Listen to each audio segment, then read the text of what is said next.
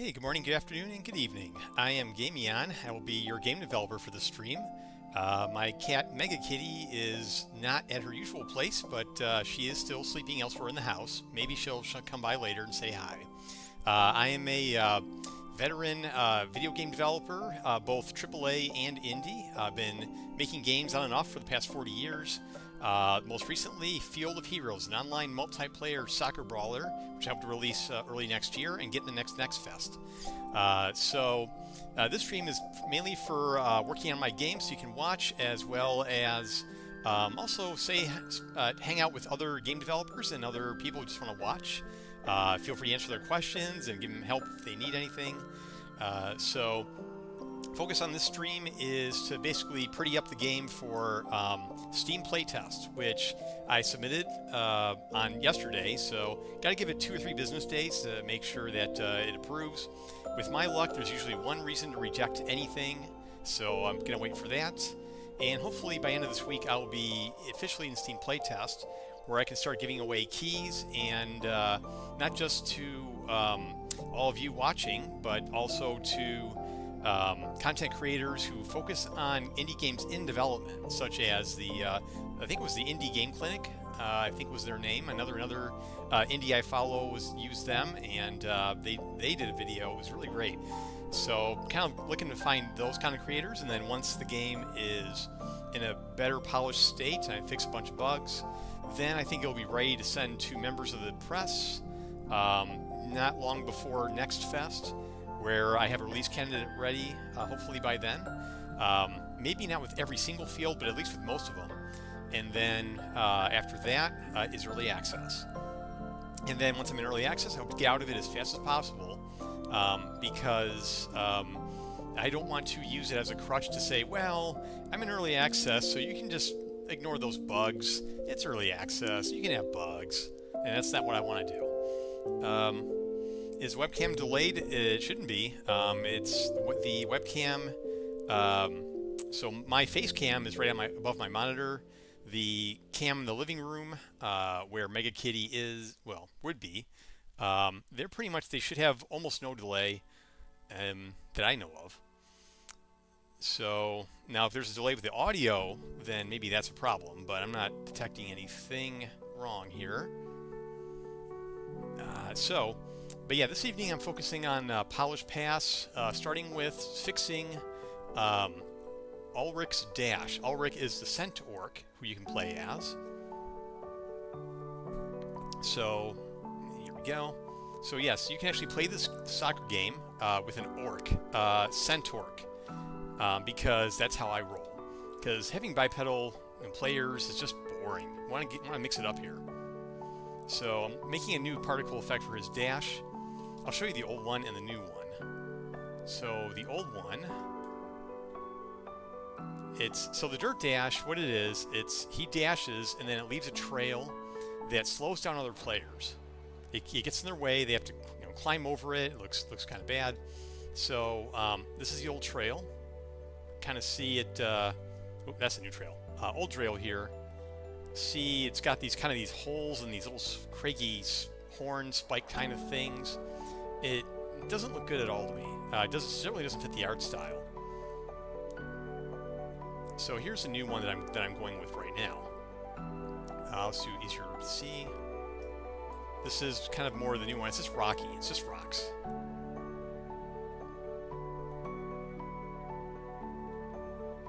And I think it looks a lot better than what we had before. And you look on the screen, it looks like this. And then it will disappear after a few seconds. And then I'm working on tinting the hero-specific ones now. So this would be the blue. And maybe the blue doesn't look quite right. Let's have a look here. Yeah, so you can kind of see this kind of a lighter blue. In fact, I wonder, can I just get him on the screen and then bring this over, capture the color. It's 20.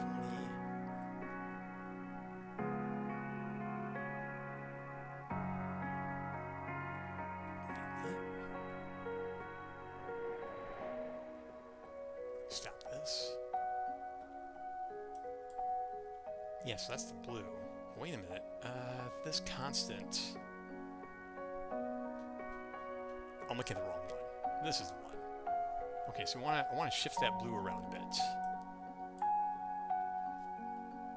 So I'm going to go here.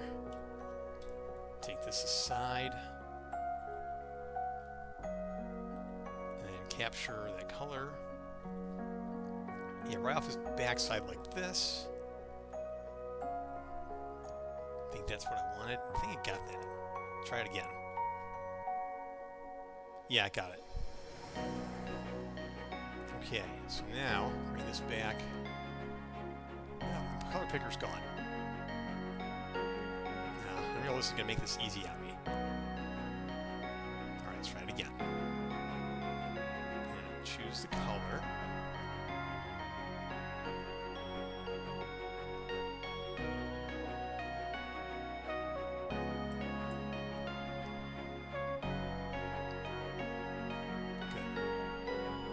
Sure it saves that.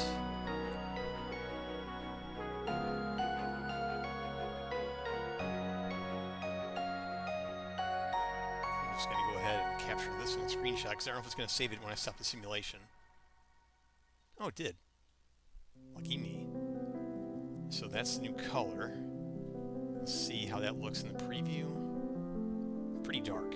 Let's see how dark it looks here. Yeah, that's much too dark. Let's really brighten that up a bit. Take the value of it, amp it up to about 1.5 for starters, or 2. Let's see how it looks with a value of 2.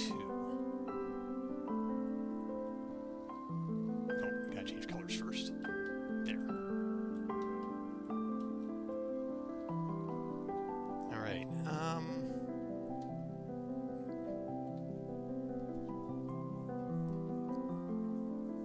now let me look at the... Maybe there's something I'm missing here.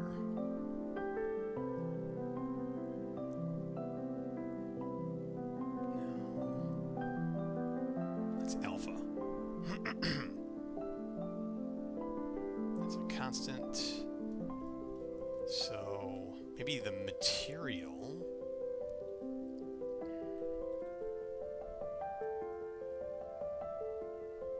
No, that's not it.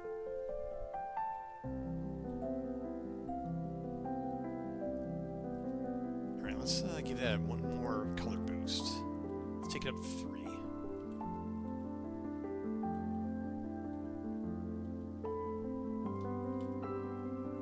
And let's bring this down a bit. Don't need all this info.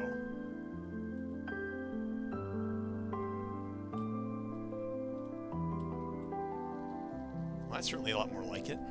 The question is, does it look good on the field? And we're about to find out.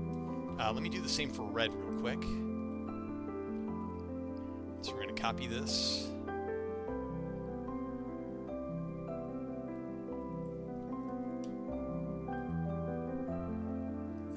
So I got this. Let's go to red.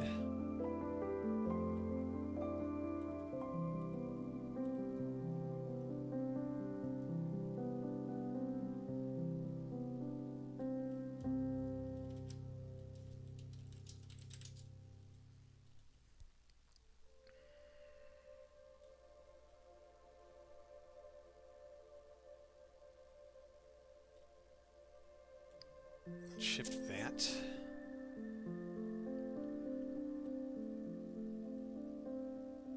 Yes, red, just a tint of orange, just a hint.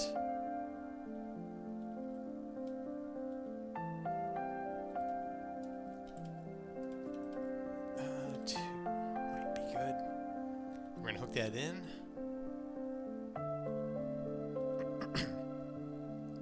To the red trail.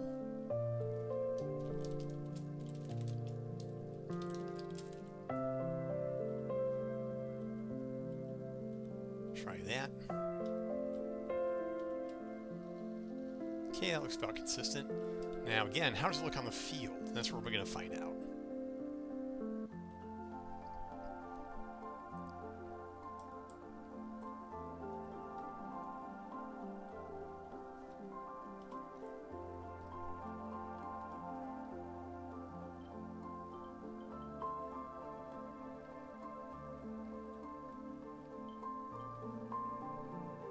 Hey, Random Found Serenity. Welcome. I'm doing well today. How are you?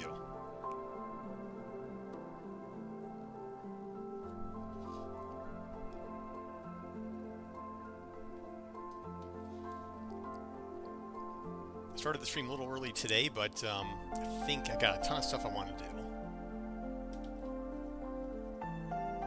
What's this?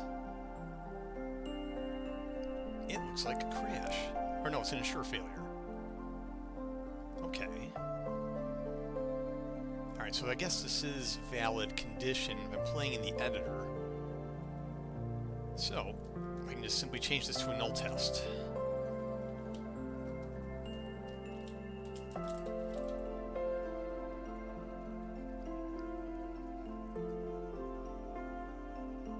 And let me make a note of that too.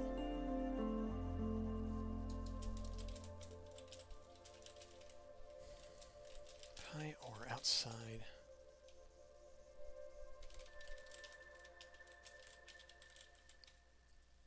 Yeah, so one thing to keep in mind, this is really more for game developers, talking to game developers, you learn to test pointers to be for null. And if it's null, then you don't use it, or you behave appropriately. But however, you should think about why something is null. Was it passed in accidentally? Is there a situation that it can be null in? So you got to think about those things.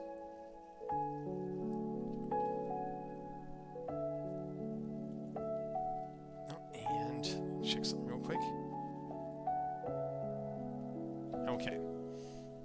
Oh, and a new Unreal splash screen. I just put this in last night.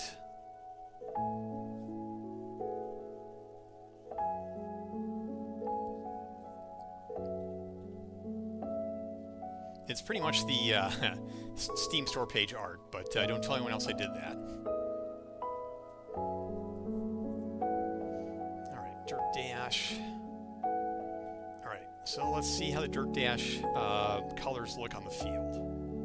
Because they might be too strong.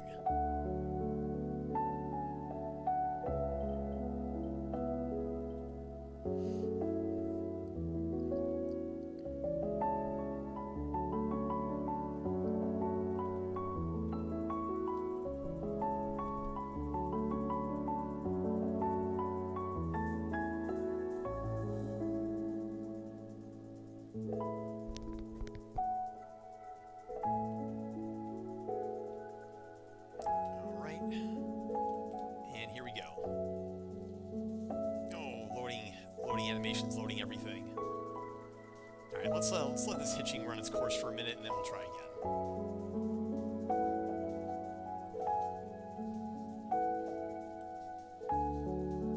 That's not so bad.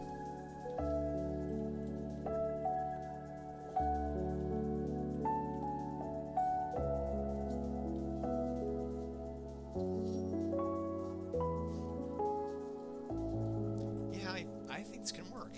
Actually. Alright, let me test it with being on the red team.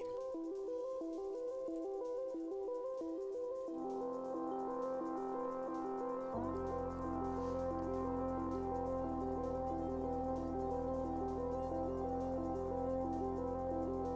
wrong player.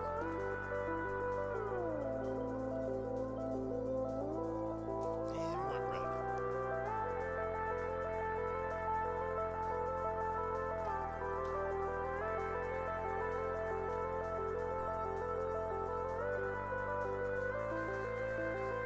All the hitching again. Now I gotta wait for the hitching to stop.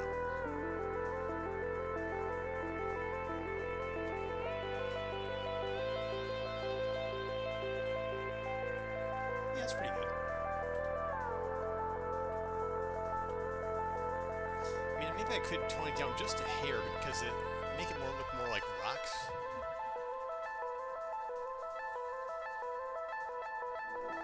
Speaking of rocks, I'm gonna look at something here.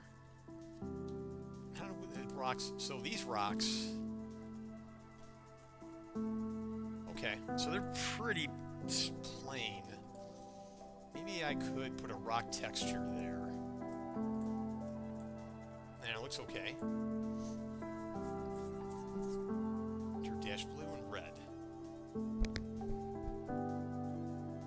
Okay, let me go ahead and turn the mic up just a bit. And said, oh, it's already... Actually, you know what? I think I messed with the background music intensity a while back, and I think I messed it up and never got it quite at the right in volume. So let's see how this works out.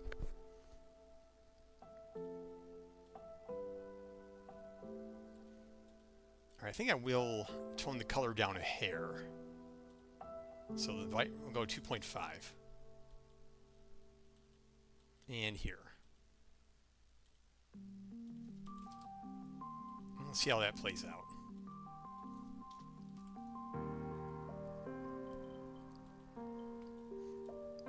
Another thing I haven't done in quite a while is revisit I call it the no copyright strike music. Well, that looks a little better to me.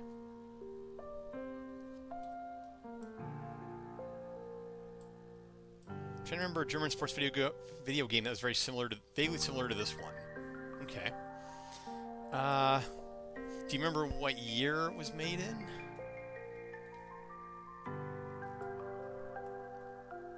Or what year you played it?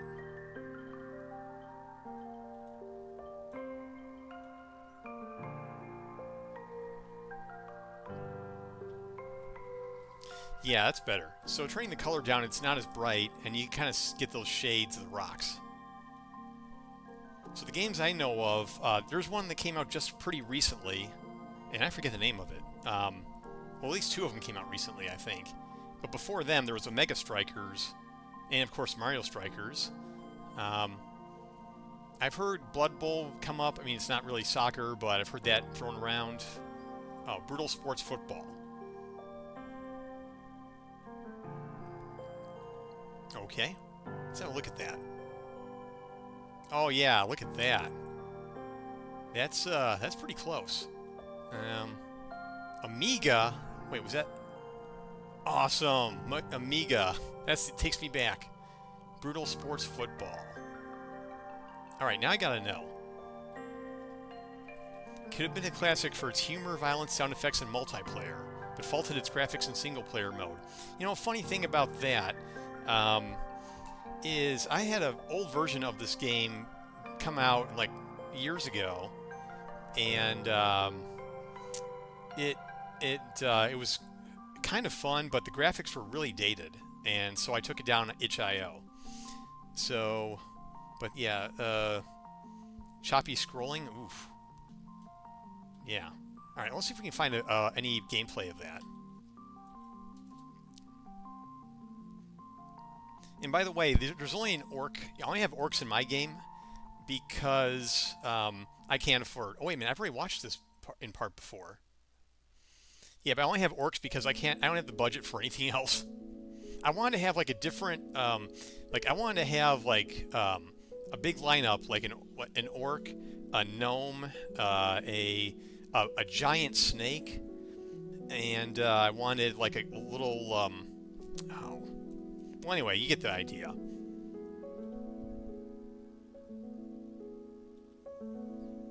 Here, I'm gonna put the sound on for you.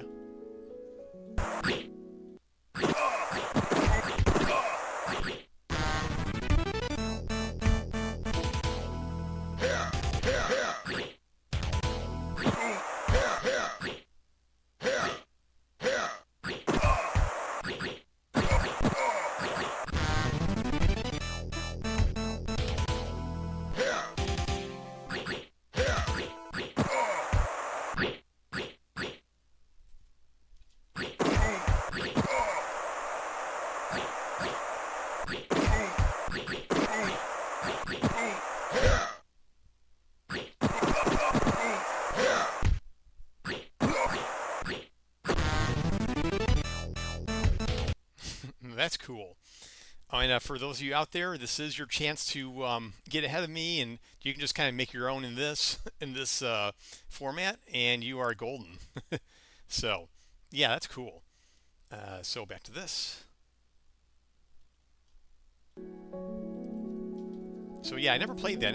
Let's see, I didn't see that before I started working on this. And honestly, I think I got the original idea I think before I became aware of Rocket League, but after I played Carball on the mod a super long time ago, and old concepts. So this was the one I was telling you about on Itch. Oh, you found the German game? Okay. So this was the one I had up on Itch for a while, and I took it down because it was just dated and didn't look that great.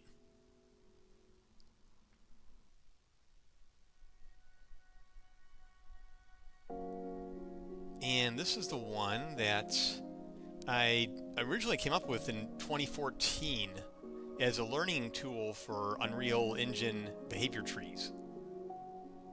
And this is like 100% free marketplace assets, because I was just learning everything.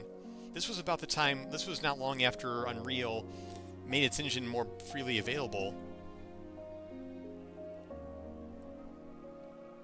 So yeah, this is a super old version. So that, and now let's have a look at MUDs.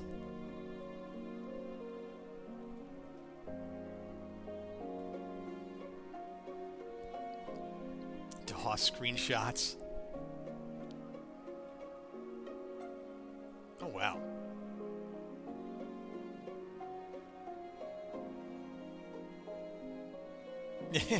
I like the muddied up field. I did think about keeping battle damage on the field permanently, and I'm kind of mixed feelings on that. It's in my backlog, so I don't forget it though. Yeah, there's a field clean initially, and then it gets dirty. I don't know. I don't know. I kind of like the battle damage, but that's just me. Maybe I'm a minority opinion on that.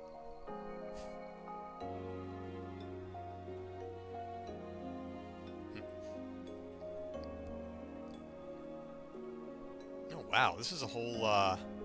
It's interesting. It's a realistic mud and sludge. Yeah, well, I already have footprints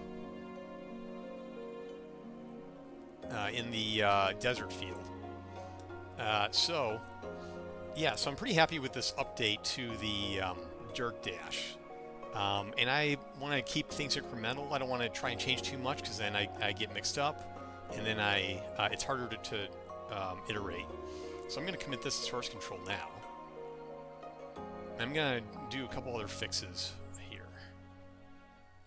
Okay, so first, that crash I fixed earlier, or let's see, fixed ensure. Been playing a match in Pi. It's this. I did not change this.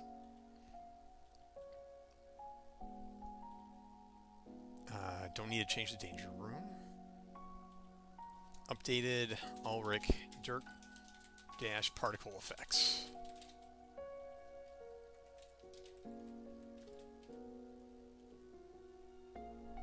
Okay, so now I'm going to go to completely unrelated work here. Let's go to the lobby. Let's see, quick match lobby. And I need to update the font. This is all old font, and it needs to be the new font.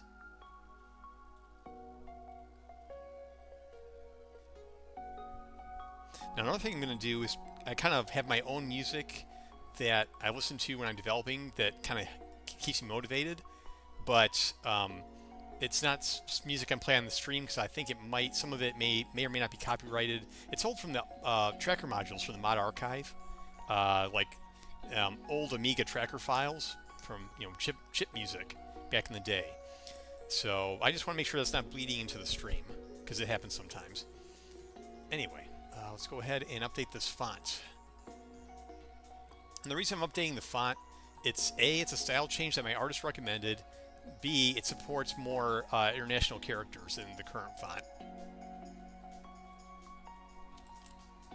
And one of those characters is, see, it's like Spanish characters, and I think that is a much better fit.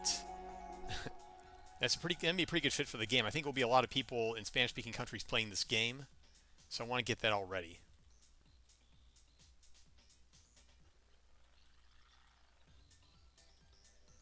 And you know what? I got to capitalize on after early access, next World Cup event. I got to capitalize on that if I can.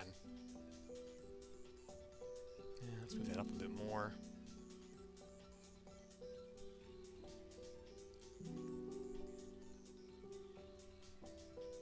All right, let's start on the moves.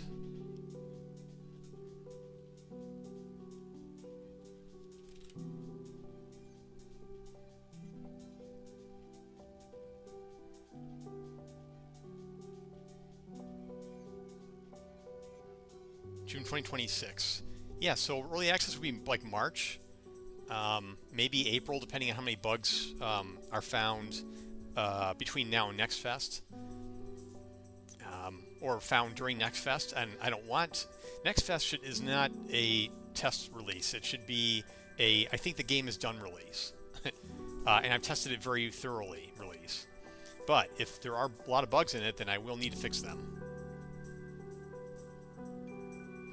That said, I'm happy that, among other things, the game doesn't crash. I've hardly had any crash reports. I'm pretty happy about that.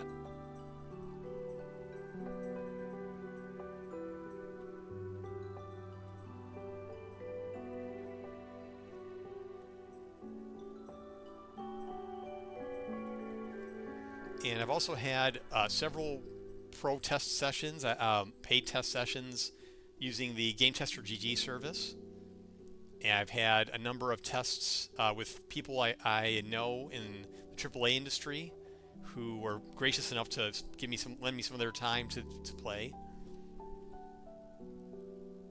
And these are like AAA designers and testers. So I got the best of it doesn't get hardly better than that. I mean real AAA, not quadruple A, but I mean AAA testers who know what they're doing. All right, well, thanks for stopping by, Slater USA. And you're always welcome here. All right, so let's change this to sauna.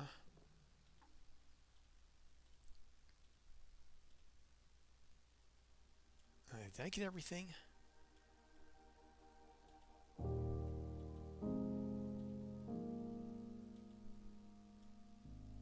then here.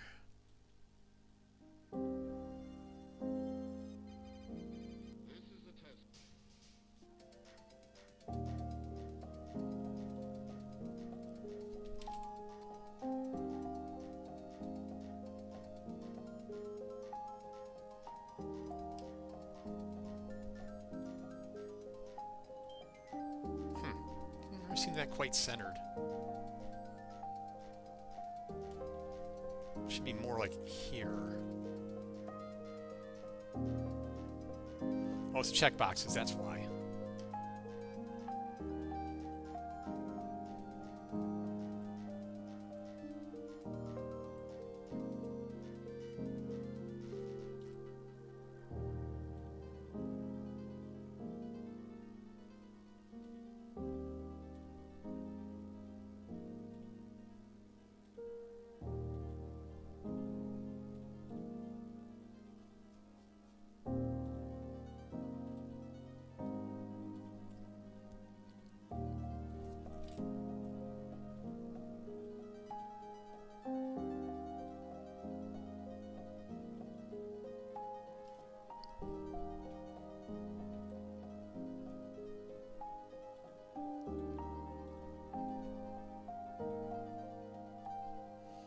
Yeah, I want to do something about this. So this is supposed to message how many people on the other team are readied up versus who are waiting, and I don't have a better solution for this, but this just doesn't seem right to me.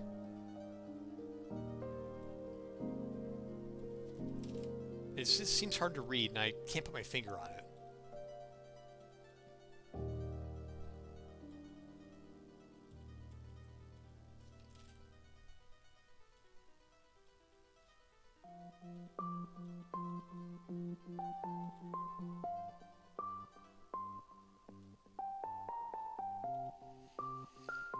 Okay, let's have a look at the lobby.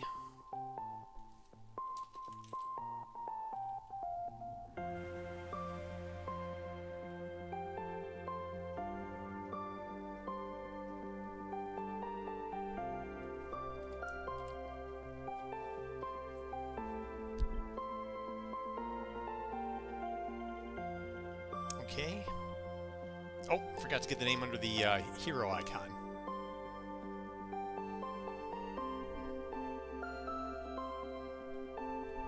And where is that?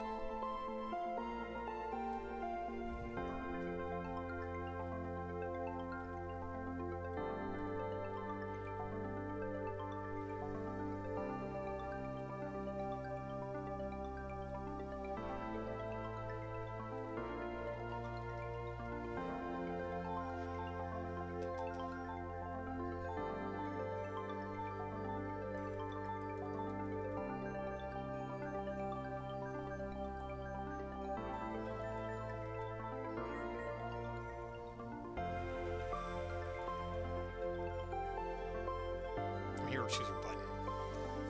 That's it.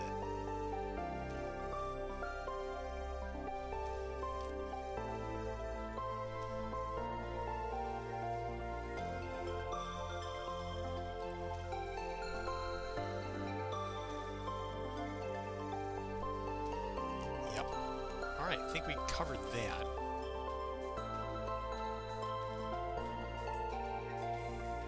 Let me go in the custom... Actually, no. Custom lobby is going to get its own big makeover, not tonight. Let me save those changes.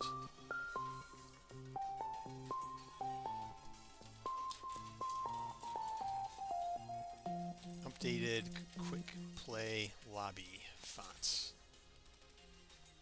Okay. We're going to go back to the desert. There's a bug in the desert where... Actually, the metagame... where when the sandworm goes down and summons the whirlwind, I think the audio is out of sync. And it's been bothering me every time I play it, so I'm going to look into that. Now here's the thing. In the maps... Where's the map? I have a testing folder. In this testing folder, I have testing maps. I have the sandworm gym. So this is a special map that does not come with the game, and I use it for testing.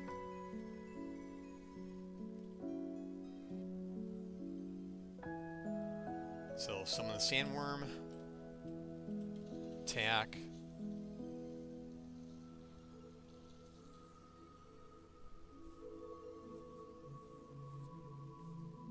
Yeah, that's what I thought. You can't hear it, but I'll put it up so you can hear it. Problem is the wind keeps blowing after the sandworm disappears.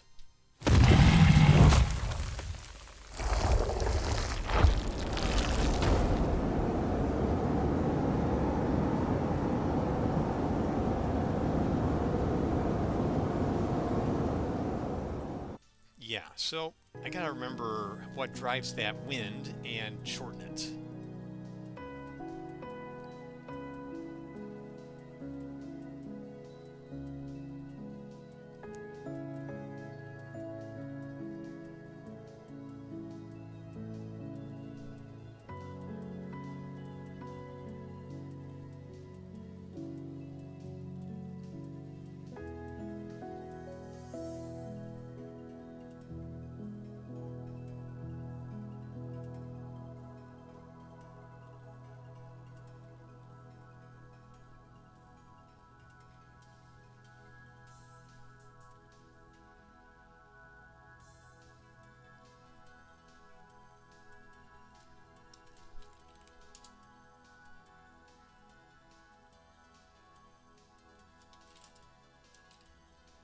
Was it the quicksand that's caused the...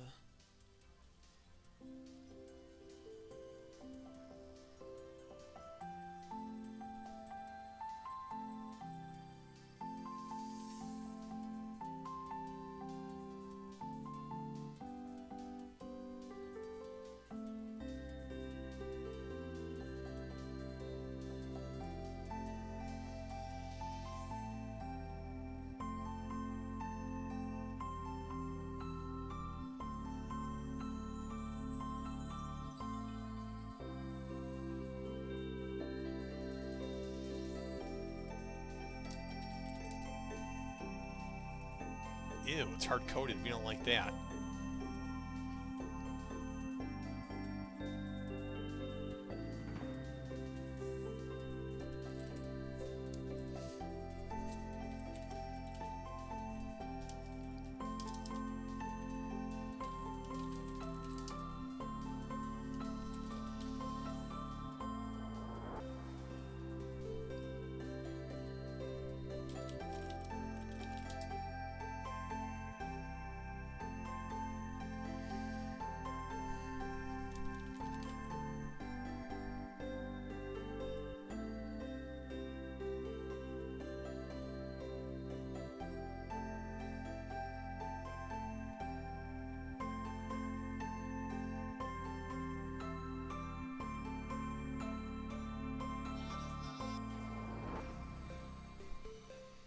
Okay, so what do I do? Is this a looping sound?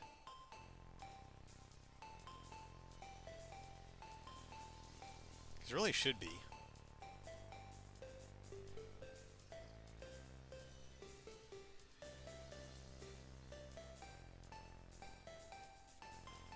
Well, for one, it should have this bass submix.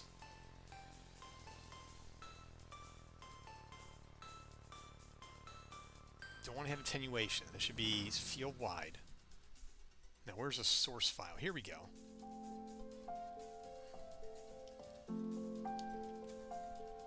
I just want to see how the source file looks.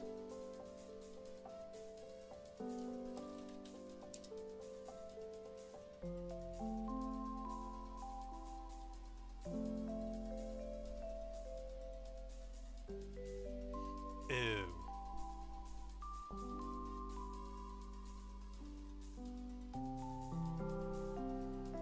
No, this won't do. I'm going to have to refactor this to be looping.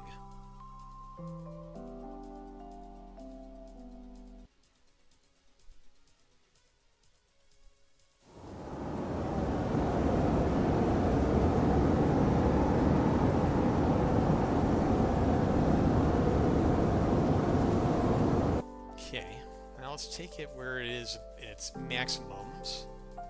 Maybe this will be a nice loop.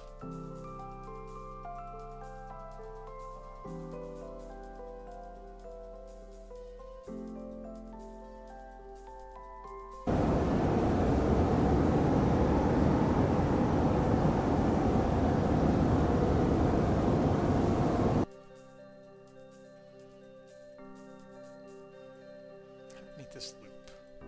Well, he's gonna test it in the game. We're gonna call it quicksand loop. And we're gonna import it as a new sound.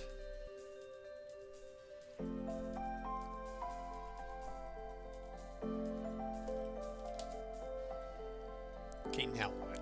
So now we go set it up here.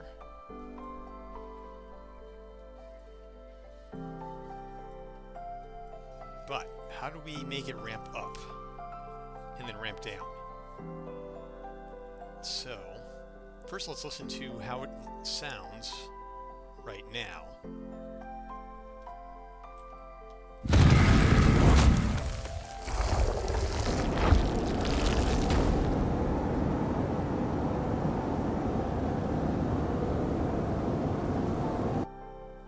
Okay. So how do we make a 2D sound ramp up and back down?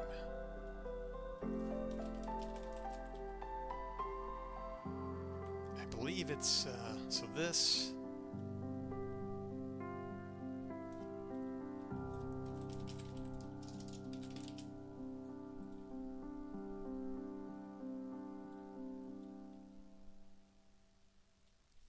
Probably something like that.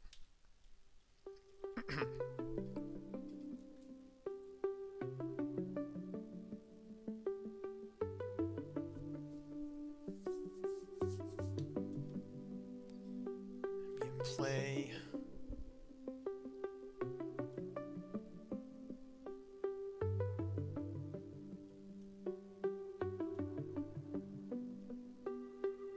And end play.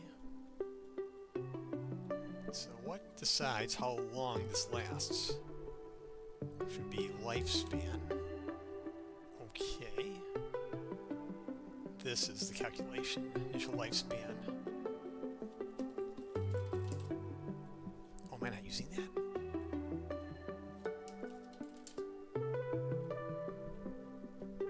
Alright. Prepare to fade out and dissolve. Got it. Begin dissolving.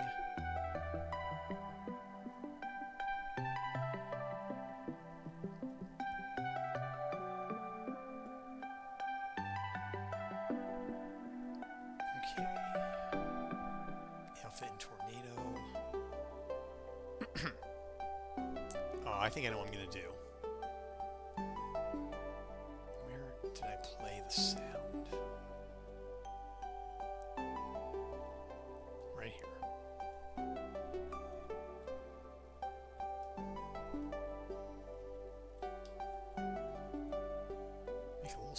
make a little space here. I'm going to do create sound.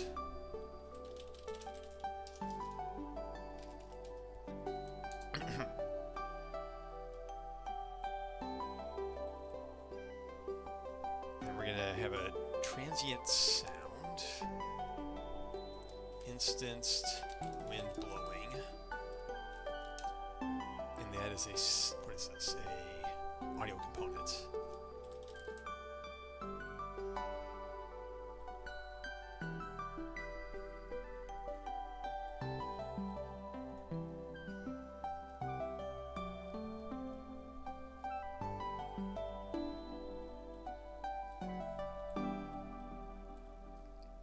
Start with the 0 volume multiplier.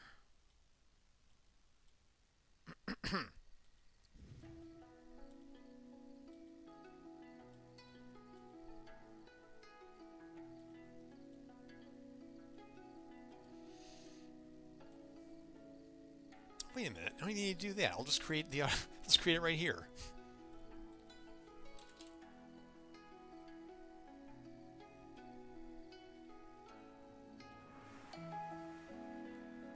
Sand wind blowing.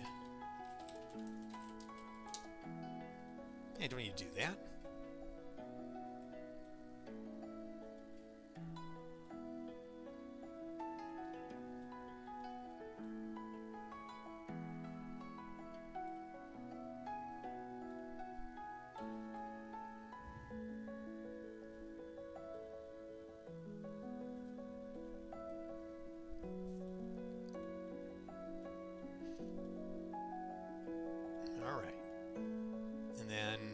Let's see, where's my wind? Volume will start at 0. And we're going to auto-activate. Good. So I should play this sound right away. Now we're going to ramp up the volume gradually. So let's do this. Set volume.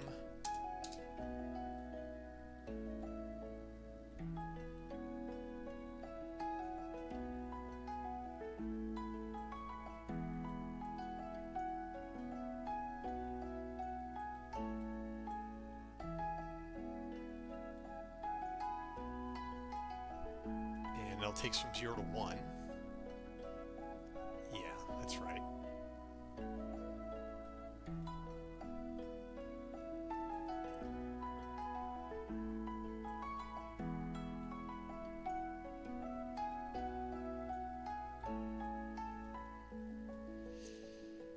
And then we do the reverse on the way out.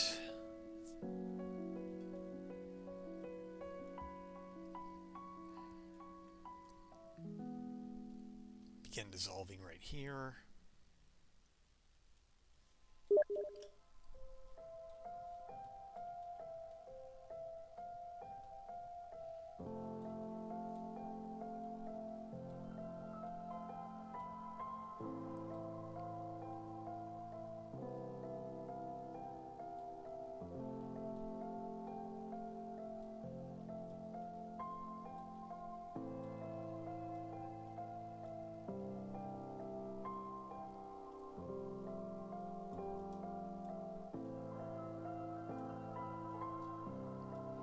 Okay, I think that's it. I'm going to turn my speakers up a little bit to verify, but let's see if this fixes it.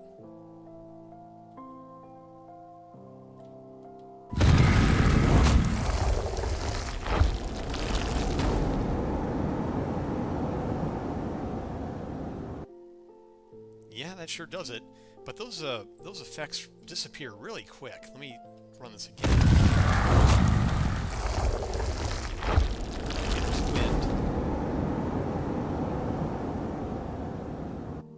Yeah, just bam, just disappears. That's a bit jarring. Let me see something. Maybe it's not properly fading to 0.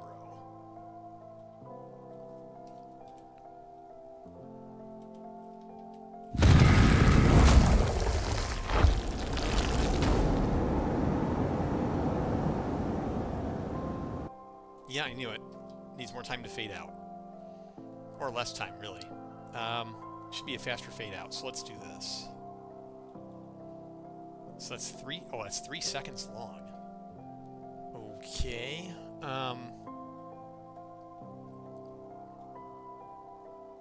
Prepared, fade out, and dissolve. Scale up duration. Well, that's 2 seconds. Well.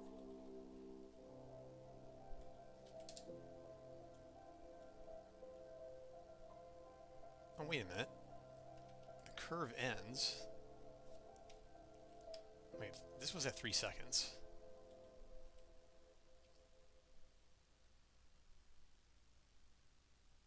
Wait, I think I'm missing something here.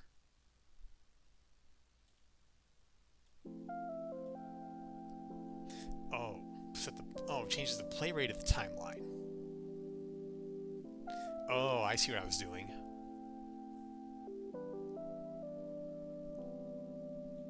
So this should just be at 1. Length should be 1 then.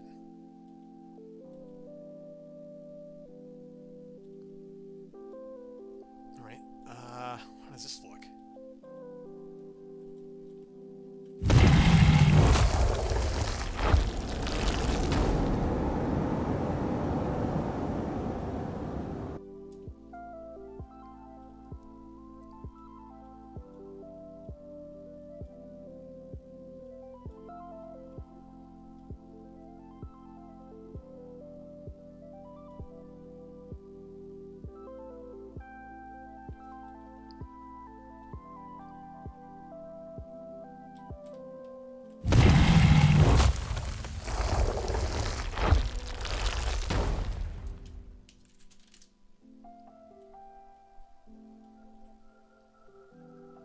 Timer by event, that's 4 seconds.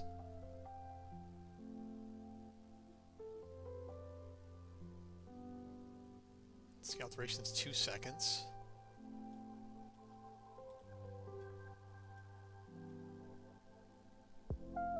That's 6, okay.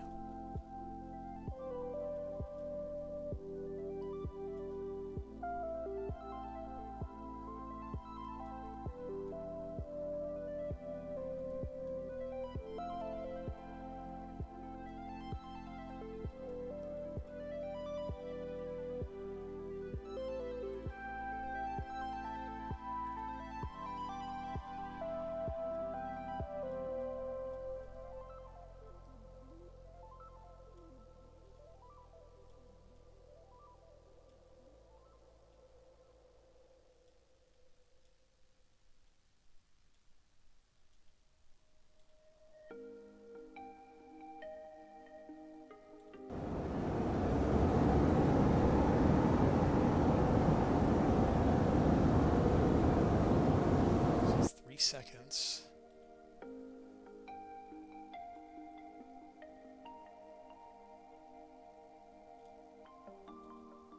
No, that should be 2 seconds as well.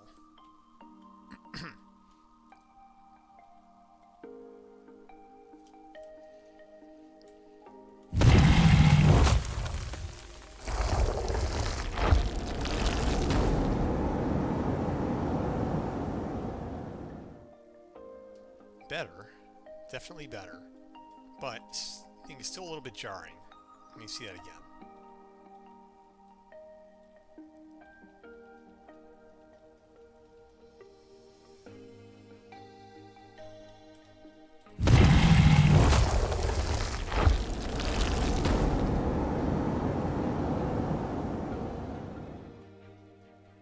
Okay, that was all right. It should last another second, I think, though.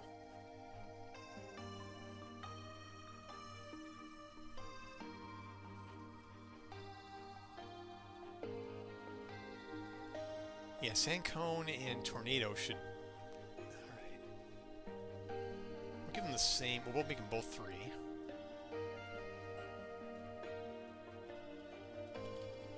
And I want to increase the... full lifetime to 7 seconds. That includes fade in and fade out. I think it's fair value.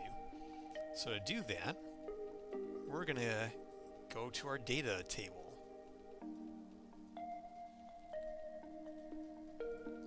into our metagame actors table. This table dictates various values for the metagames in this game. The metagame being like the sandworm in the desert, the golems in the magical forest, and the mercenaries in the Colosseum and other things. Here I want to increase the duration to 7 and re-import.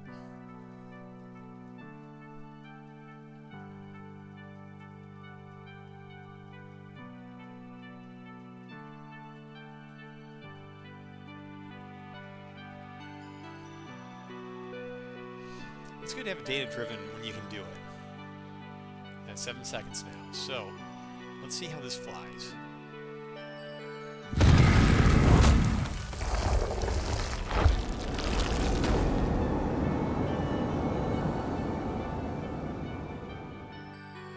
Okay, I think I like that. And the thing about it is, oh wait, does that do damage in there? Just noticed. Is there damage in there?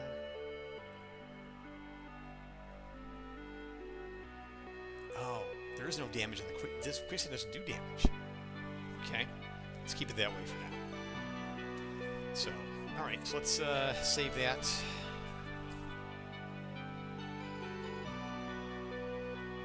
Sandworm, quicksand. Now disappears more smoothly.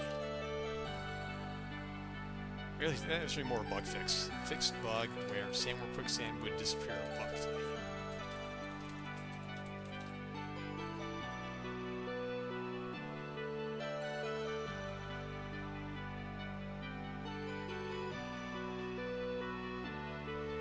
Alright, so got that out of the way. Let me check my feature list.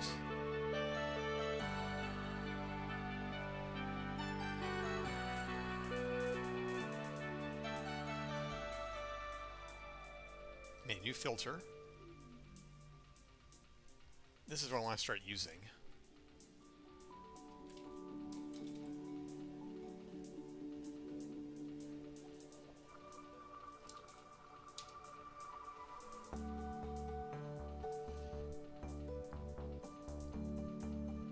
So this is how I track my bugs. And I'm going to show you something else too. I don't really do sprints in my project.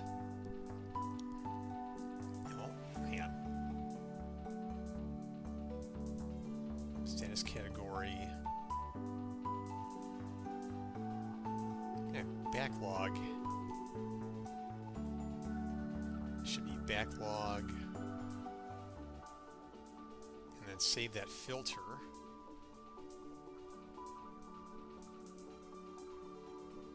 Okay, so anyway, like I was saying, I don't really do sprints, at least not now. I'm open to them in the future, but right now. So to make sure that I have the game at a good quality state in time for the next fest, I went through the items that are not super important and moved them into a backlog so that I don't forget them.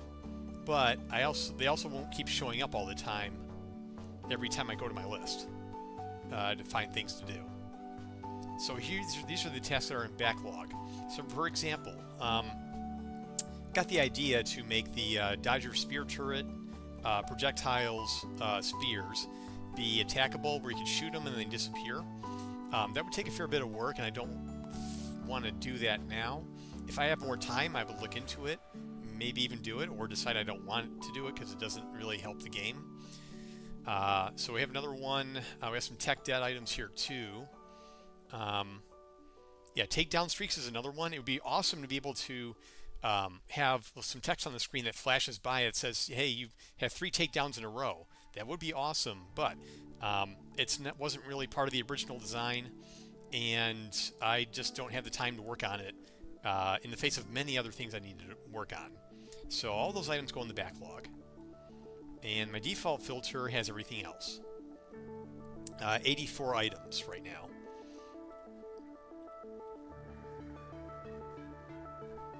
And I think what I do here, reduce match. Oh yeah, that was an important one. This will be a quick one.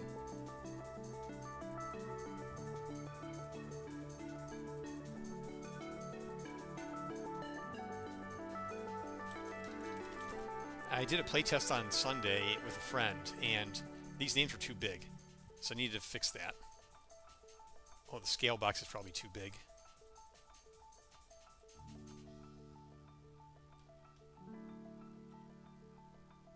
Player name size. And bot name size. I wanted to reduce the size of this a bit.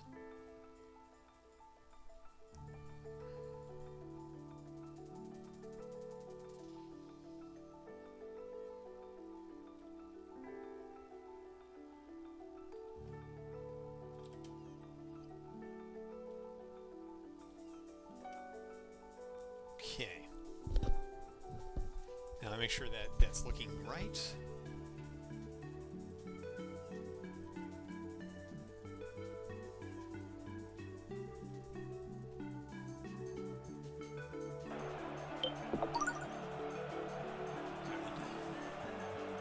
And lots.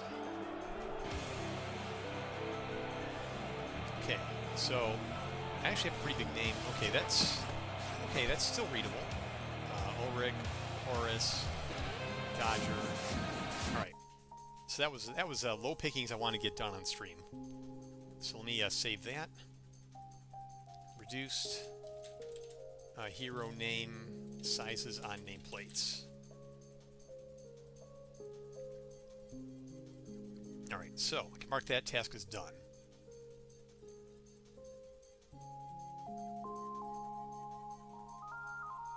Players don't have enough info on map objectives. That is sort of a work in progress. All right, so let me refresh.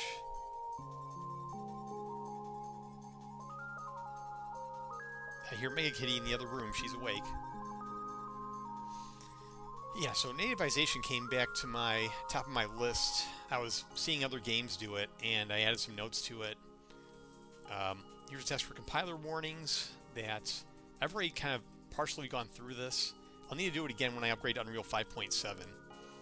In fact, I might just do that.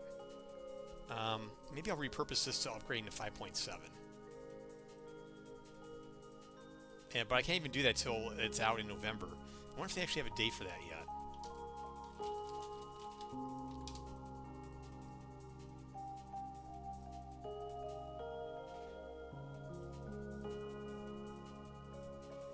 Late 2025. So it may not even be November. Okay. Well, let's see. Let me take a look at this one again.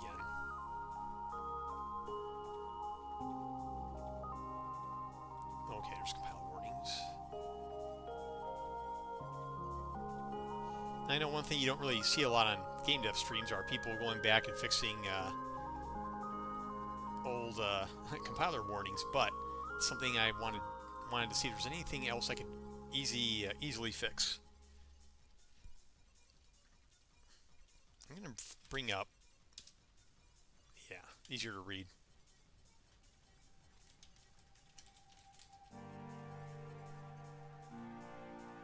Okay, I want to see if I fixed this already.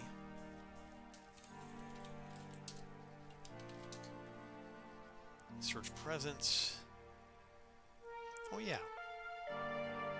This will soon be invalid. That's right. I wanted to see what Lyra does. Lyra is the example project that I track with Unreal.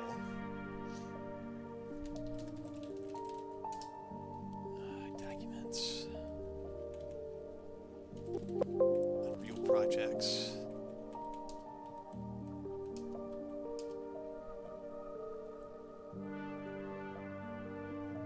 Maybe all over the map of this stream. 1 minute I'll be fixing particles, next minute I'll be fixing compiler errors. And Mega Kitty's here. Let's all check her out. We have Mega Kitty. I repeat, we have Mega Kitty.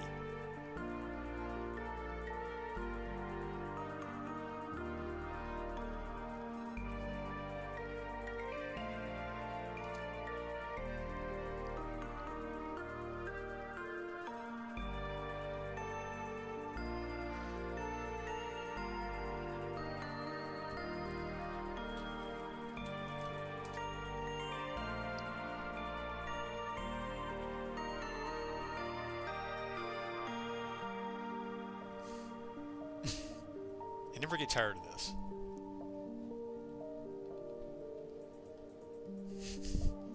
It's like she knows she's being watched.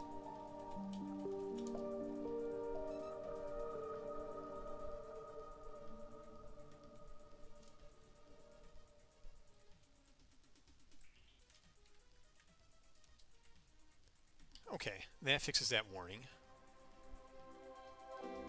Alright, let's look up what else we can do fix here.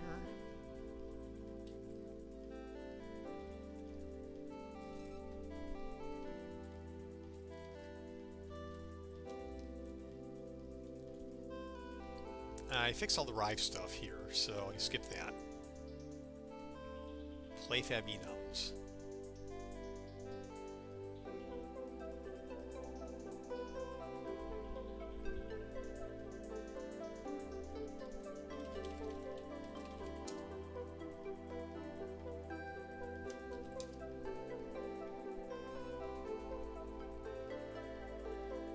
Removing with the Boolean be allowed shrinking has been deprecated.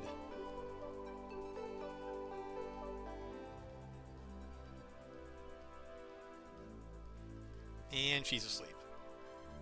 Tom Millman, hey, I haven't seen you in forever. How's it going?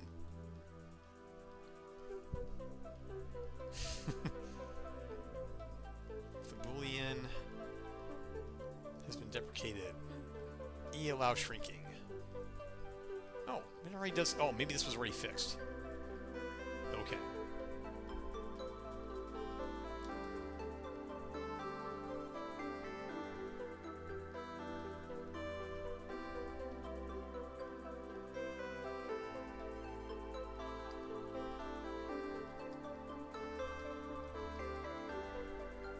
Century subsystem. I think I upgraded that recently.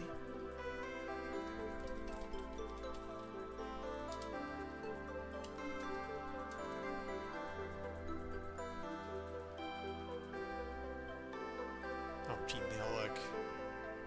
I don't use Gmail. Oh, okay. A lot of these have probably been fixed already.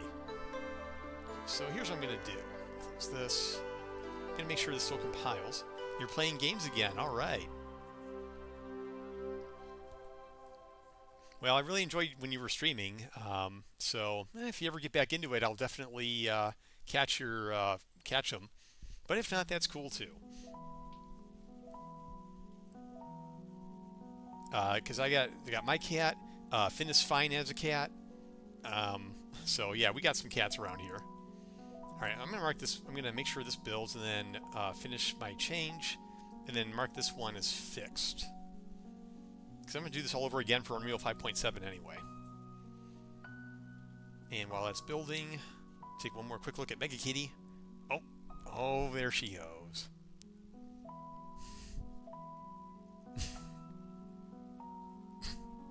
Okay, it still builds. Great. All right, let me commit that change.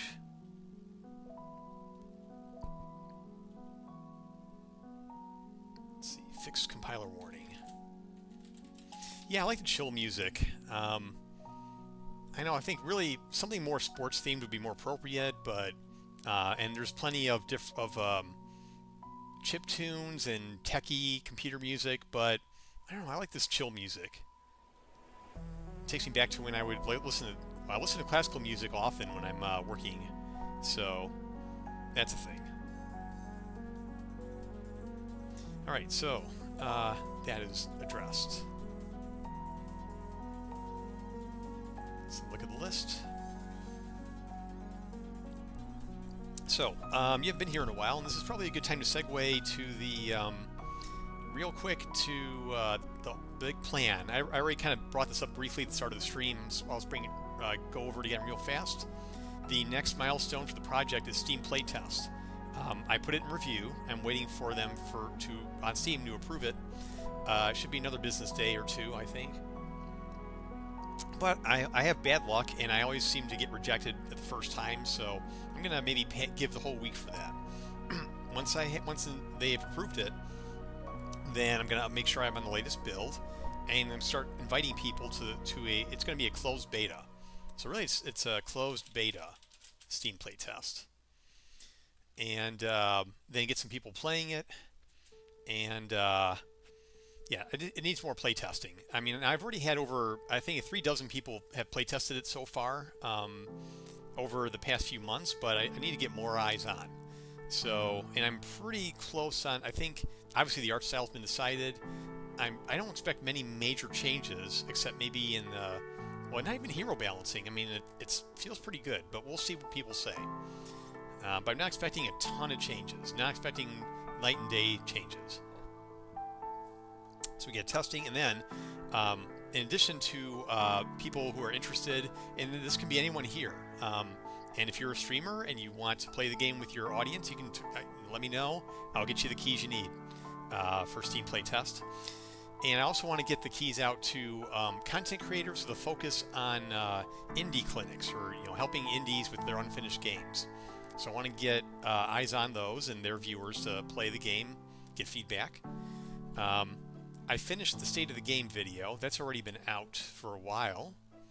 And so I guess I can cross that one off. The trick with uploading builds to Steam, upload as soon as possible. Yes. Any build out there, don't go through review, it's immediate. Okay, gotcha.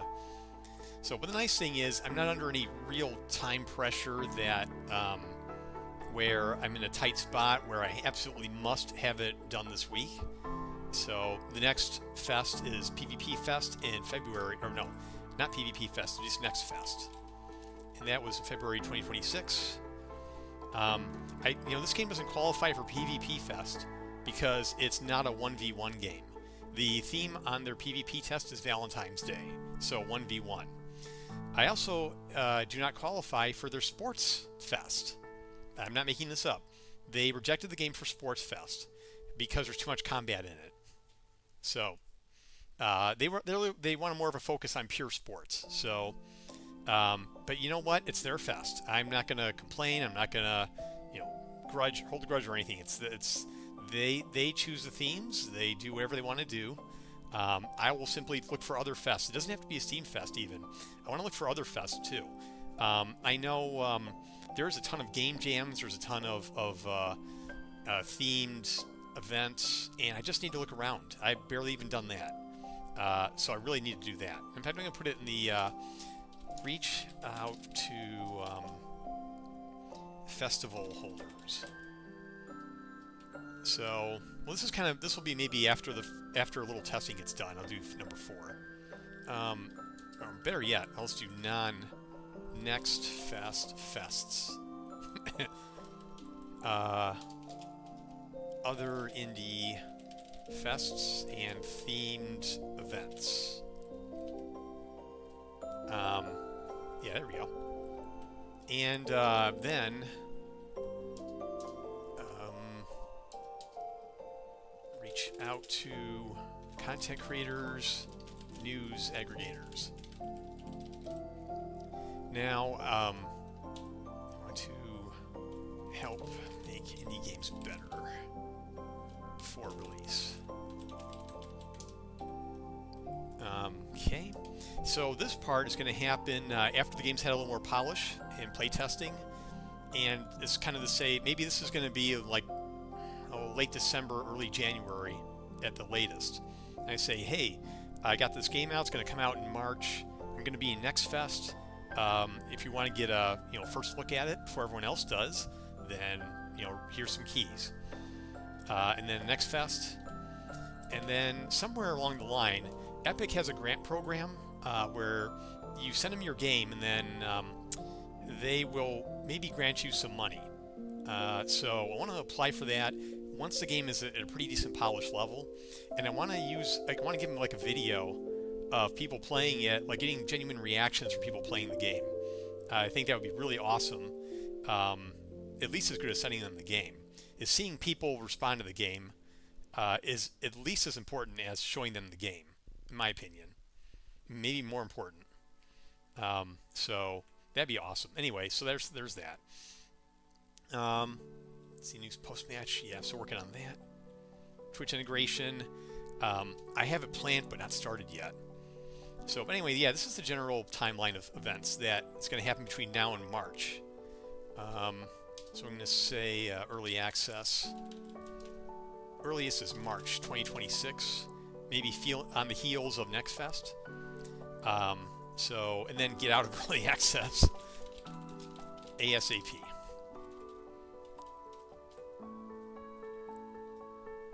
Okay, so that's where we are, and then back to this list.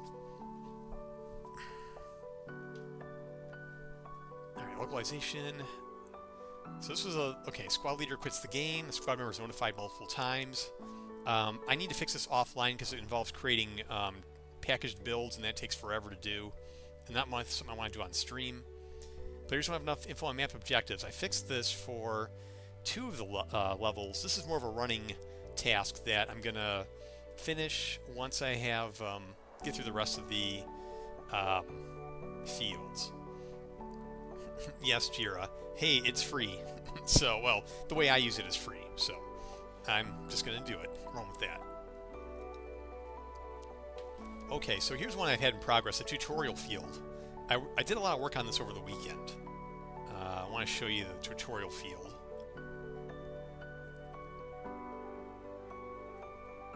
And we'll wait for that to load. Yeah, I could not repro getting kicked out of the slog bug during the playtest so far. There's a bug in the Sugan Castle. I'm not ready to go for a pass on that field yet. The Tunya getting stuck behind the bone gate.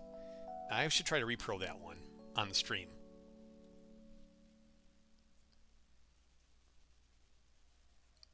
Alright, so let's go to the practice field.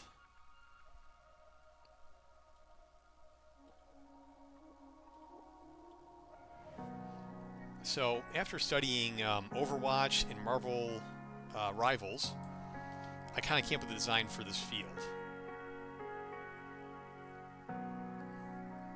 So when you go in, this is what you see first. Welcome to the practice range. This is a sandbox field where you can play every hero without ability cooldowns, skirmish with bots, and improve your skills. This field is currently unfinished. More coming very soon. It really needs to be broken up into maybe other paragraphs, but so you go and disappears. On these question boxes here, you got the ball. You can switch heroes. It's usually faster because still loading resources. You can switch heroes like this. You got the ball. We have a ball kicking range here. Work on your kicking skills by shooting the ball at various targets. Yeah.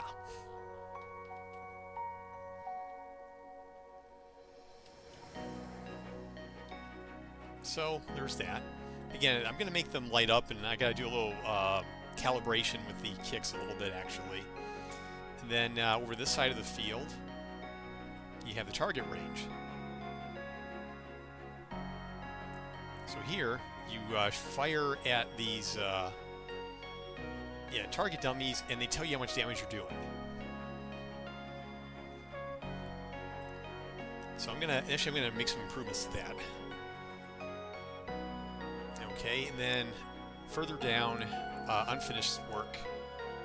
This is a skirmish range where you just fight with bots. I don't have any spawners yet, so this is not worked on. The other is a scoring range where you would basically skirmish against an AI goalkeeper right here, but he's not in yet. So this is the practice range. Hey, Shelly Bell, welcome. Yeah, so these dummies, I'm gonna make some improvements to, but I think I want to work on the dungeon instead. So let's go to the dungeon. I want to duplicate that bug with, let's see, where is it? Latunia getting stuck behind the bone gate. Thank you, how are you doing? I'm doing fine. How are you doing? I'm going to play as Latunia. See if I can get stuck in the bone gate.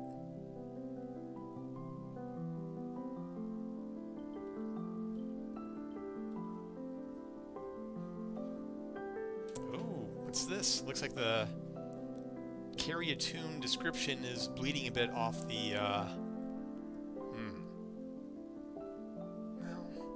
well, that's probably because of the compressed not full screen, maybe that's why. Alright, I'm gonna go here And then once we collect enough bones, then I should be trapped within the bone gate.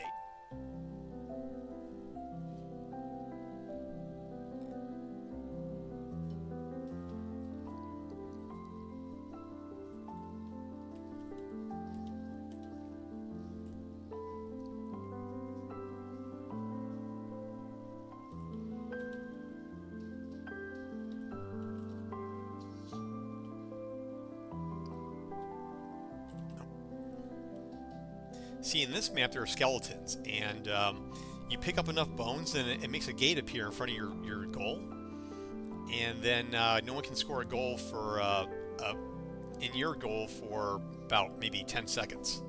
And that can mean, oh, see, theirs is up.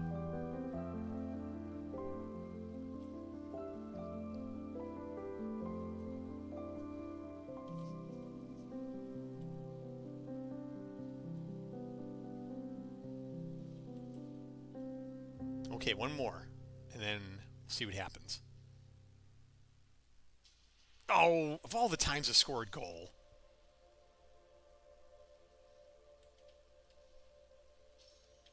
No, you're right, I am trapped inside. I can't get out. Well, I should fix that, shouldn't I? Although, that's almost kind of funny to... I should leave that in. Alright, how am I going to do this? Oh, wait a minute. I know what I can do. How do we make it so...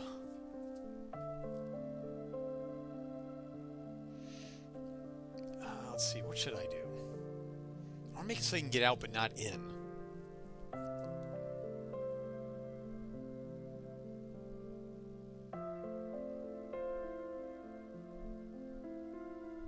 Okay, I think I know what I'm going to do.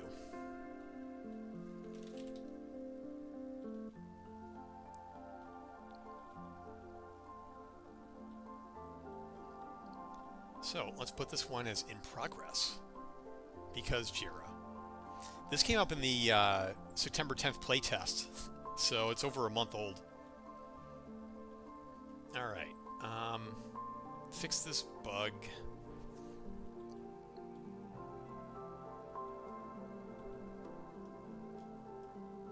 I believe I have a collision. Yeah, here we go, no collision. Bars collision and a damage collision. Okay.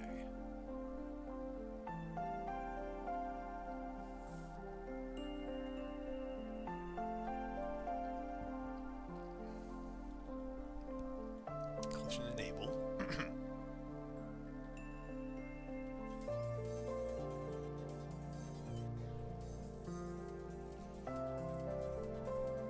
Okay, let's make a new function. Enable bone gate collisions and disable bone gate collision.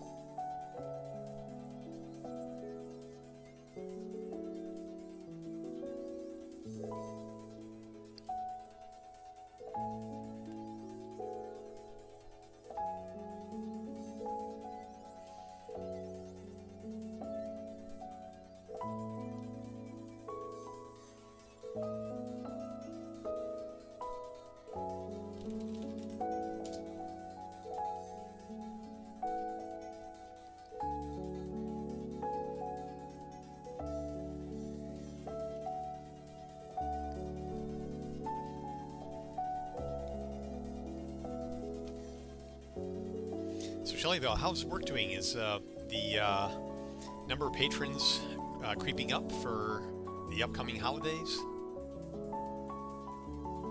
Or for because they want to go out in the cool weather and all that? Alright, so we enable collision. Then I want to calculate who all, let's see, collision immune actors.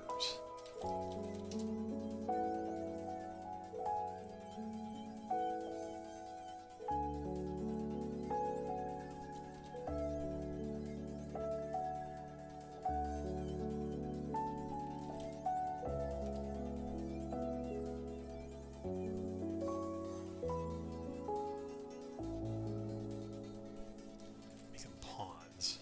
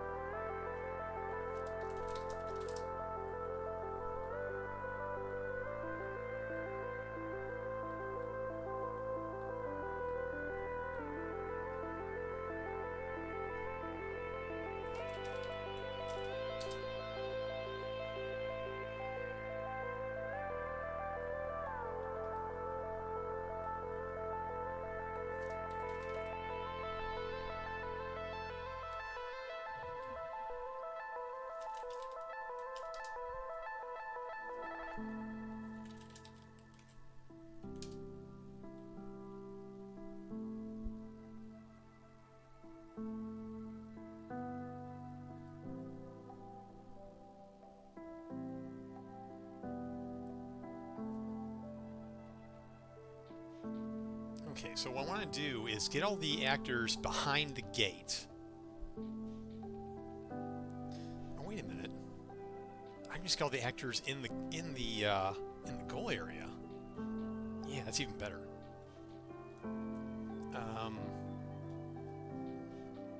So it's the gate. How do I get the goal? Which goal does this belong to? Do I get the goal anywhere? Oh, I don't.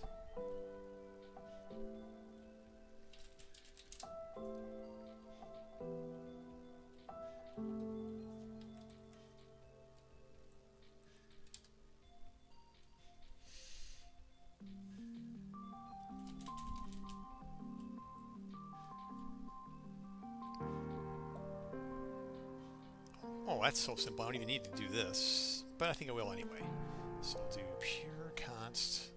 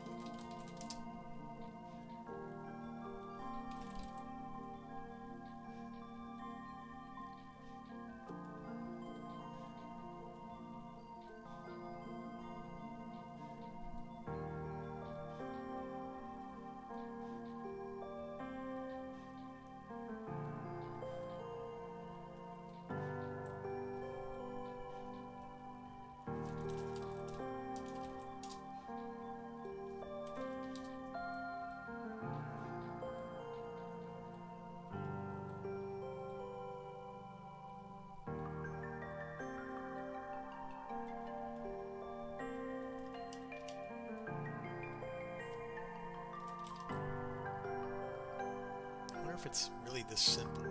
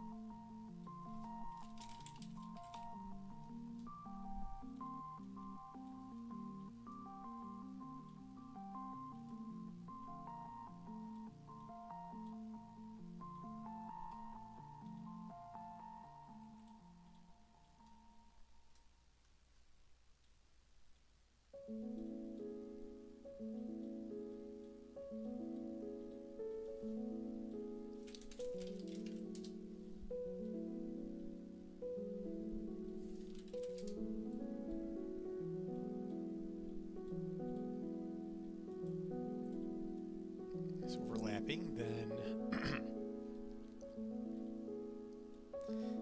actually this is something that I want the server to do.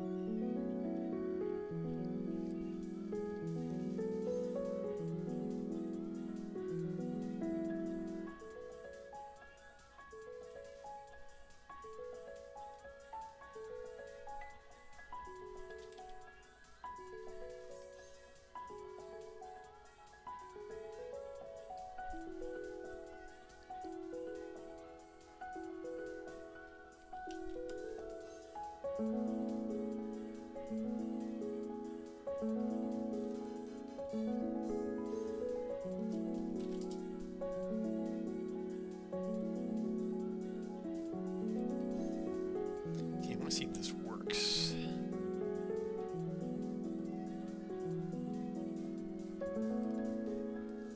Maybe I can speed this up by reducing the number of bones required.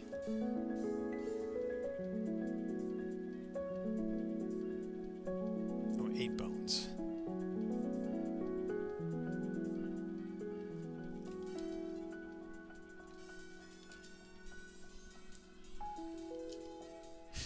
Alright, that's just a temporary change, but let's see if it actually works.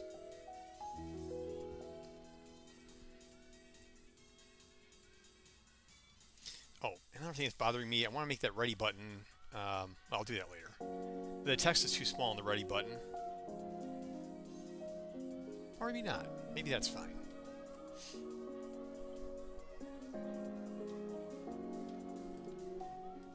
Okay. Alright, here we go. Now which team is this? Wish I knew.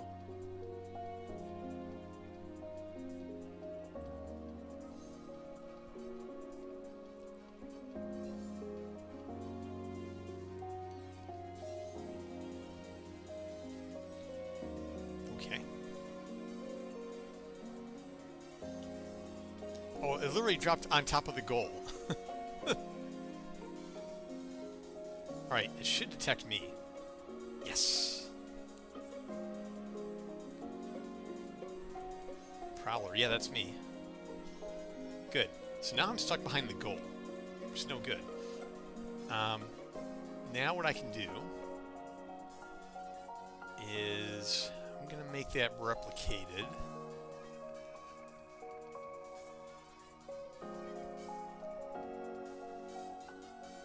Actually, you know what I'm going to do? Local pawns overlapping goal.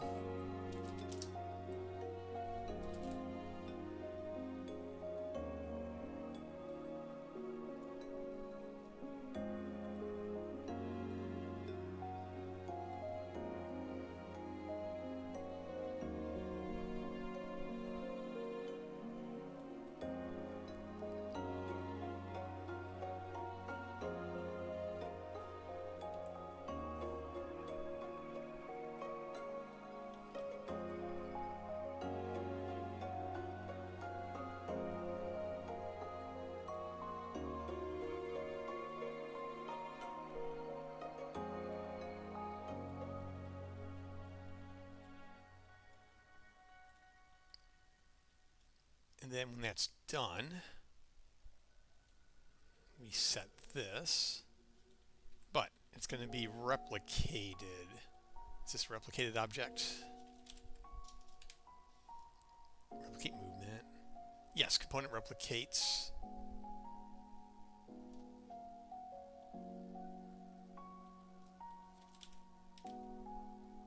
Yes, it does. Okay, so we can set this to replicated. I'll make sure that's transient as well.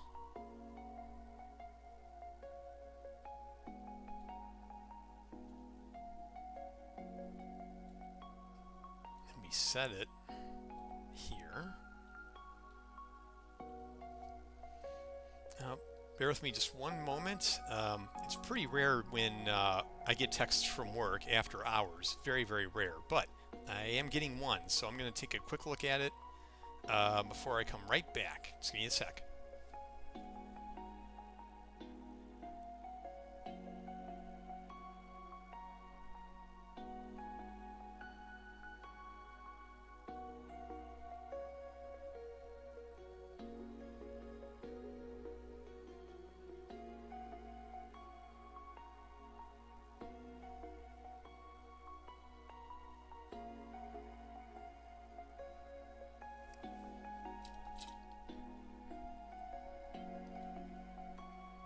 Okay, I'm back. Nothing to worry about. Nothing that needs my further attention.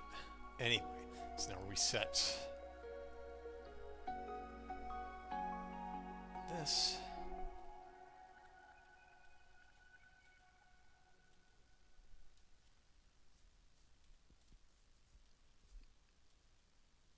And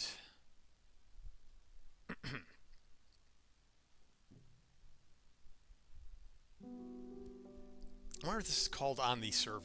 Let's find out.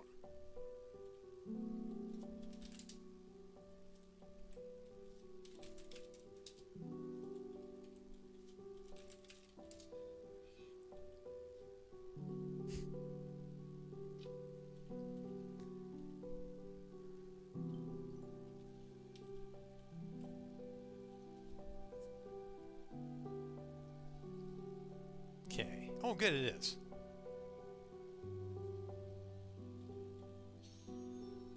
Okay, so what that means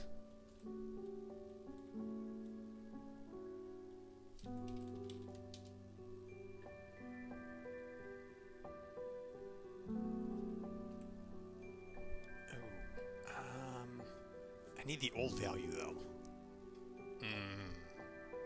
I don't think I get that here. Oh, I guess I can cache it. So that's the replicated variable. I'll make another one. Old collision immune pawns. Also transient.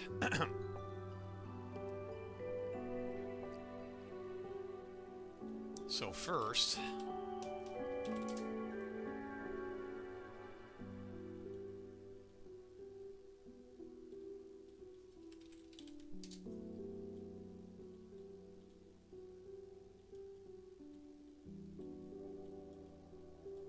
set collision.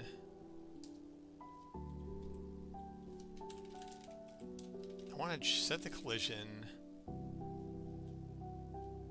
response with another actor, namely this one.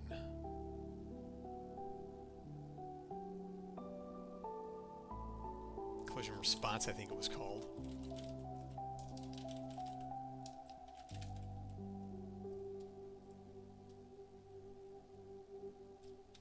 I forgot the name for it.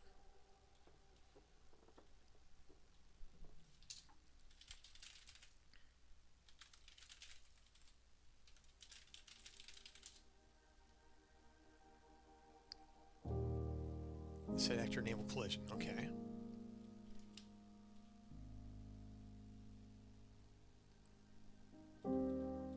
What? That doesn't help me. That's not the right answer.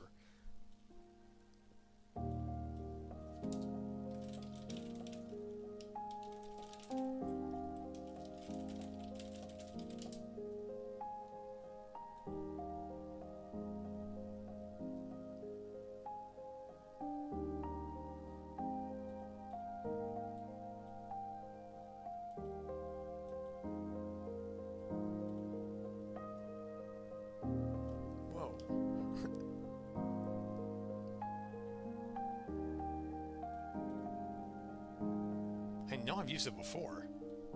Yeah, it's an ignore actor when moving. That's the one I wanted.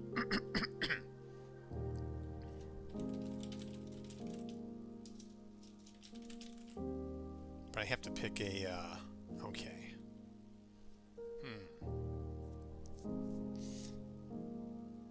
So that would be the, which collider?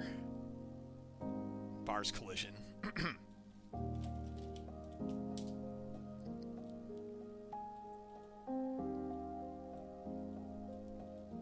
Okay.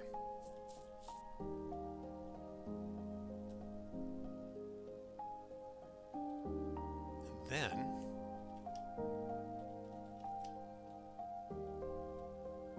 now we go through the new ones.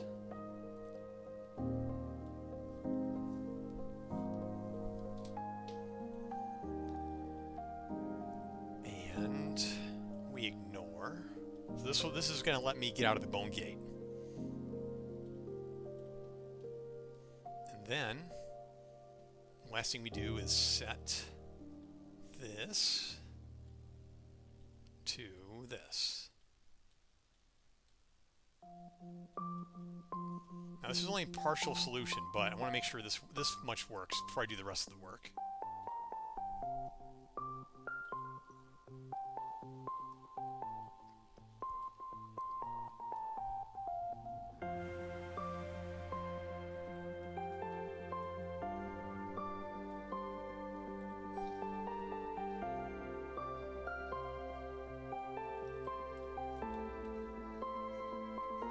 Wow, he literally just stood there while the other one got the bone. I can't believe it. Let's try that again. This time I'm going to use a proper actor.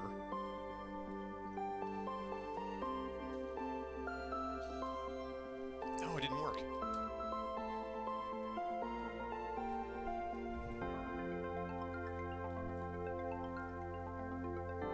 Maybe I need to do to both ones? Let's see.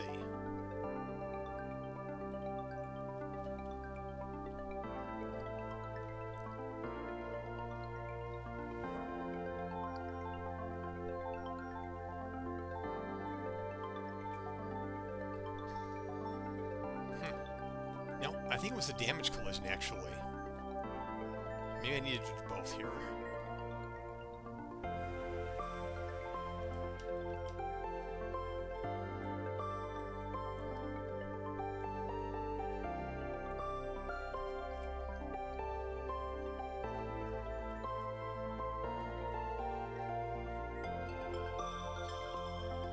No?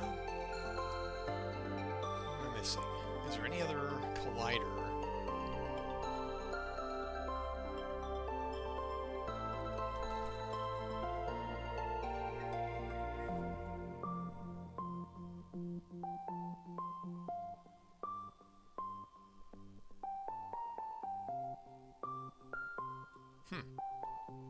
Why did that not work?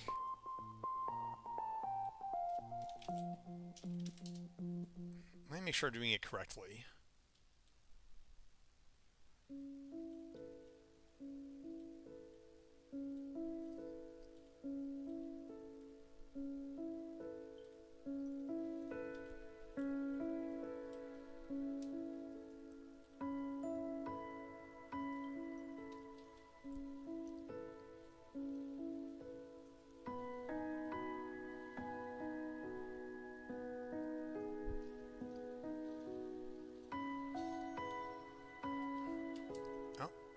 I didn't see what happened.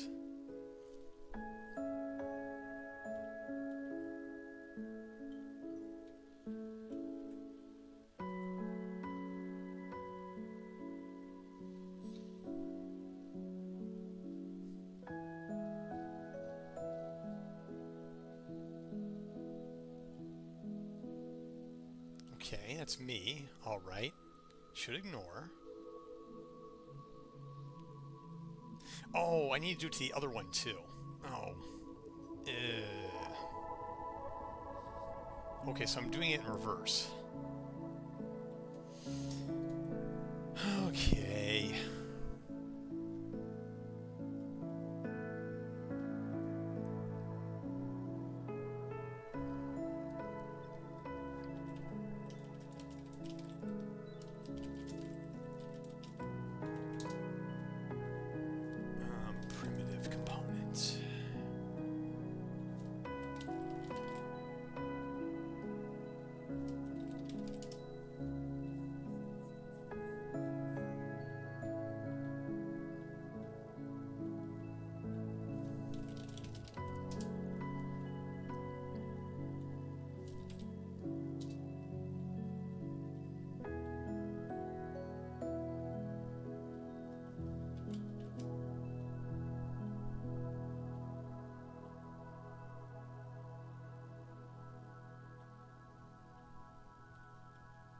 All right, this should work.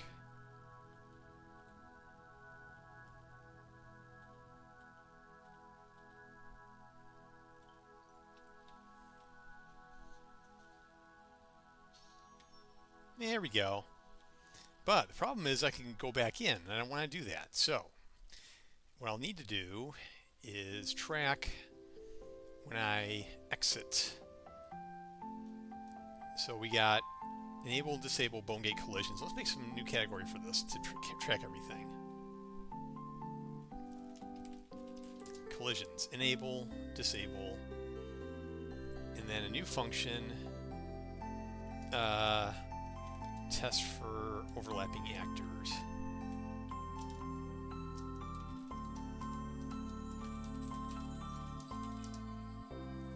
This needs to be done every tick, which is, I don't like doing things every tick, but in this case I'm going to do it. Or I could set a timer up, that'd be faster.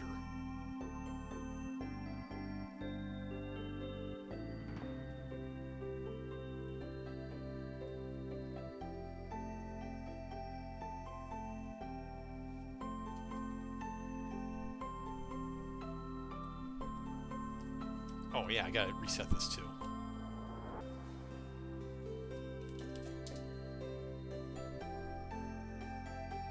Empty array.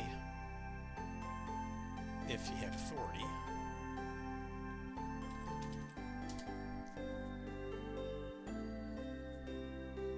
Let's see where this is called from.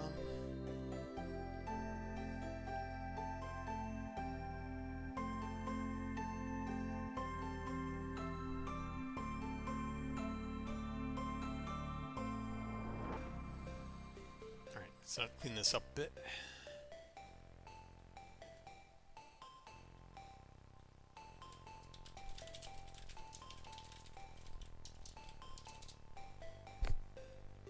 Then have the server, let's see, to prevent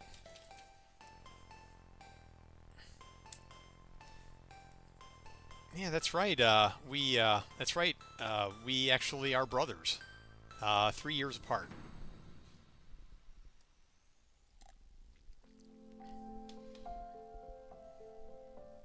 Although, whereas he was in the Air Force, I am a civilian puke.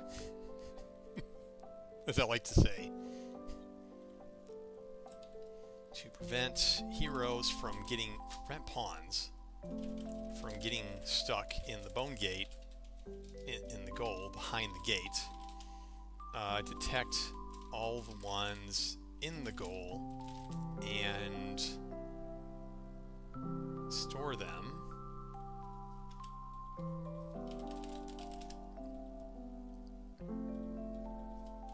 Also kick off a timer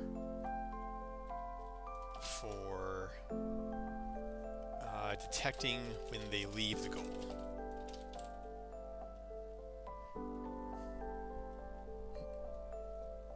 Yeah, I'm just kidding. I followed him a couple days ago when you mentioned the game you made for him. I said the same thing for him, and he's like, "What?" Yep. I think he's. Yeah, he's. I think he has a different schedule this week. I'll have to double check on that. So.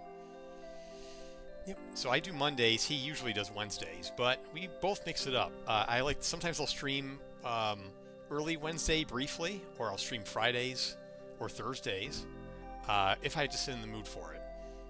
And I'd like to do a little more streaming as I get closer to early access, honestly. But I work a full-time job. I'm a full-time AAA co-dev. So I literally wake up, put in a full day of work, and then come home and then work on my game. So how's the game going? It's coming along great. I'm fixing some bugs right now. Got the roadmap going here. Short of it is, I submitted it for Steam playtest, and I'm waiting to hear back from Steam for approval. We will be in Next Fest in February. Well, I haven't signed up for it yet, but I need to do that. I want to do that after I get approved for playtest. Then I'm going to be in early access in hopefully March. If the game needs a lot of work, then I will, punt maybe to April, May, depending how much work it needs. But for me, early access means the game is ready, it's stable to the best of my knowledge, and you get it out there and then get it out of early access as soon as possible. Because I don't want to use it as a crutch to make an excuse for bugs. And more importantly, we need to check on Mega Kitty.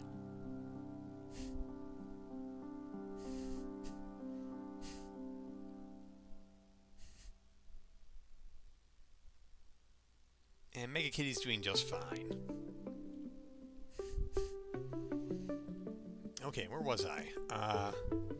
Alright, so timer for time leave the goal area. Set timer.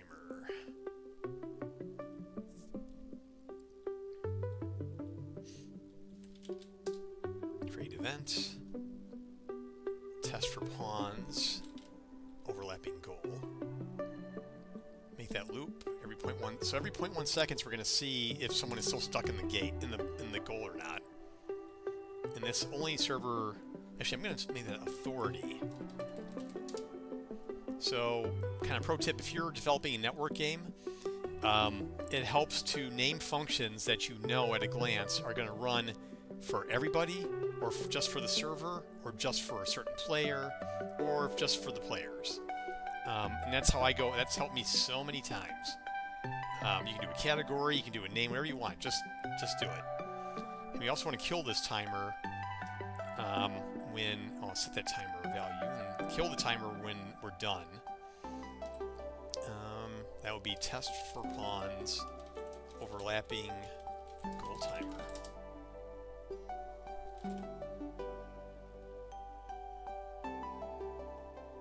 And I think after I fix this bug, I might play a quick match to show you the latest build that I made Sunday or Saturday.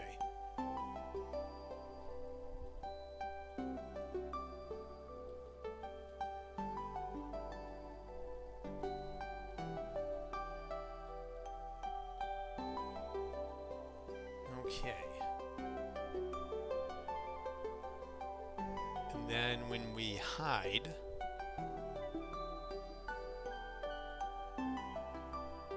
has authorities, do that. Clear timer and invalidate. Now the timer event.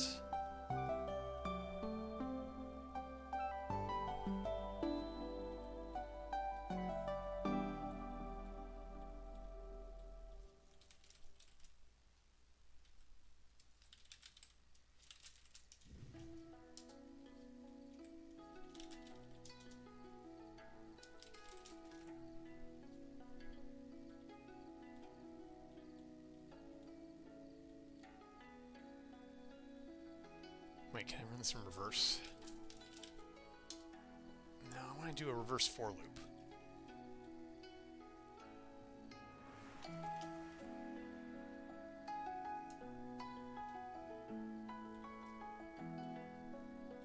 Let me look at how to do that real quick. I don't do this very much in Blueprint.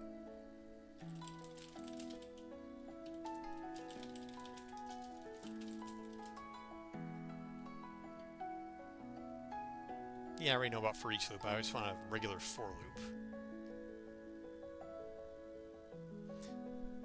Oh.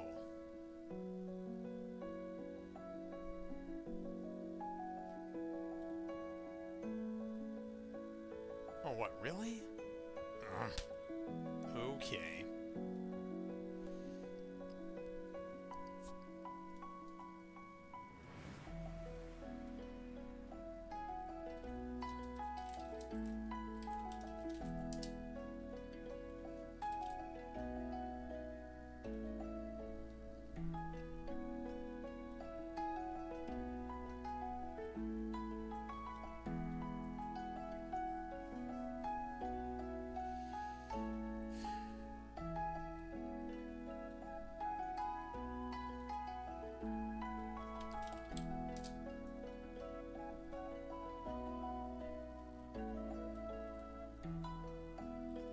The goal as well.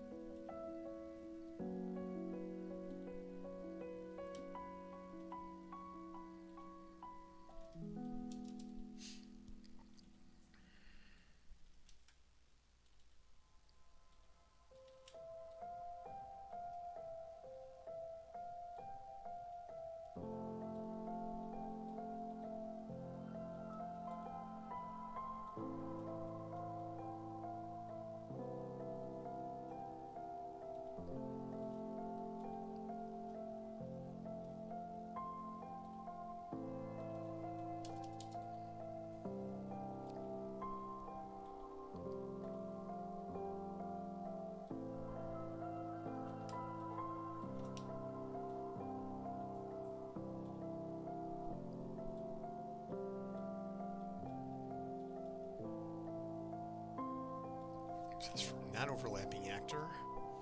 So here's the thing. I could just, test for this and then deal with false, but I'm going to do a flip here and always test for true.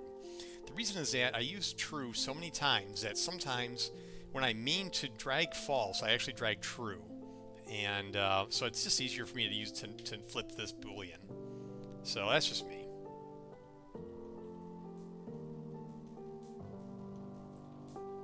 So if no longer overlapping, then we remove this from this.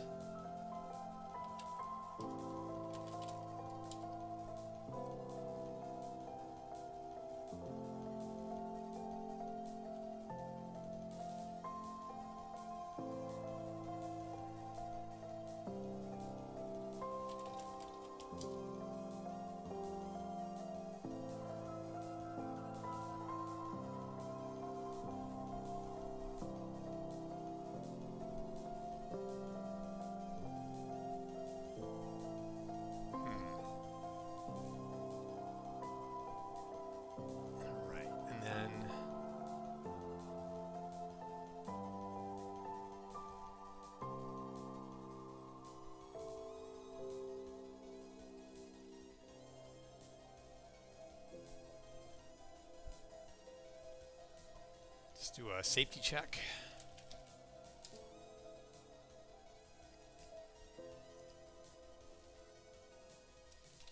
If any pawns are no longer overlapping the goal, bone gate is up.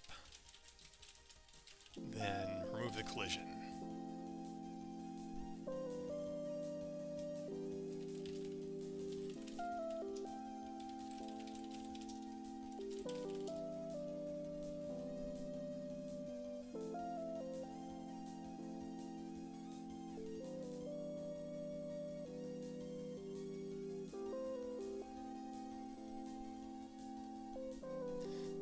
That's not going to work.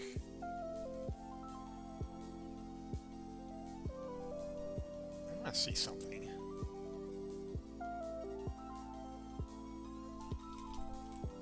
If I do a for loop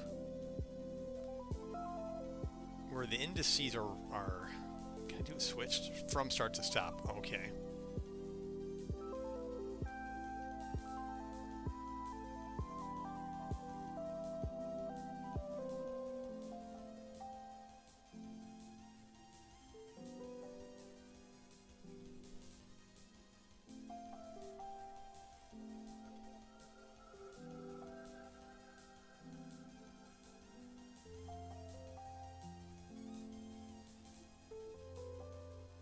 Never mind.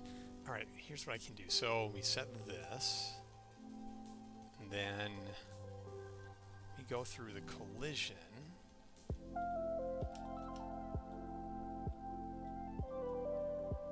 And we remove that from the local.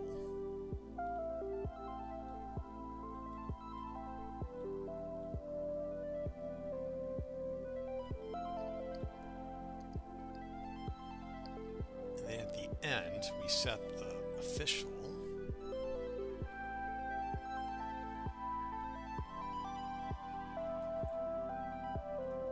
to the local.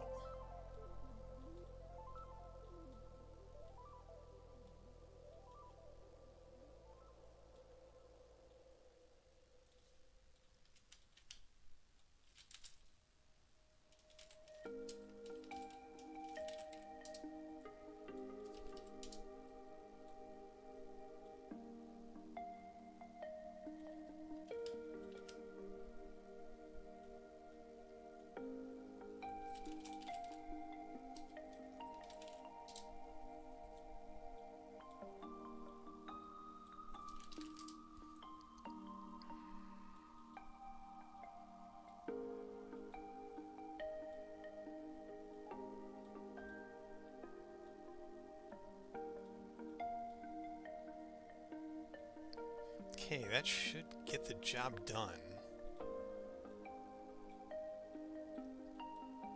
Mr. Who-Man, welcome. I'm excited to see you here, and so is Mega Kitty.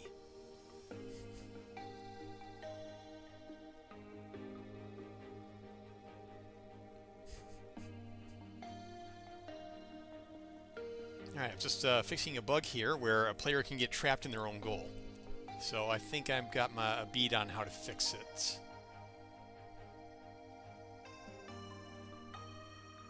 Don't remember what I changed in this level, though. Alright, I'm going to trap myself in the goal and wait for the first... Good. So now I'm stuck in the goal. Well, kind of stuck in the goal. Now I get out.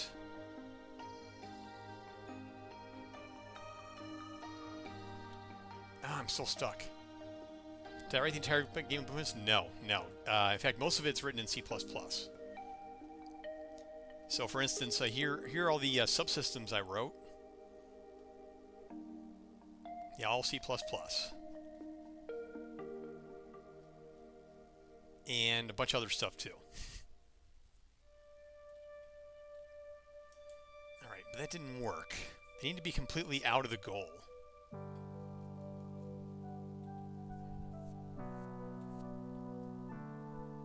Or what if... What if I do a tweak to this test? And...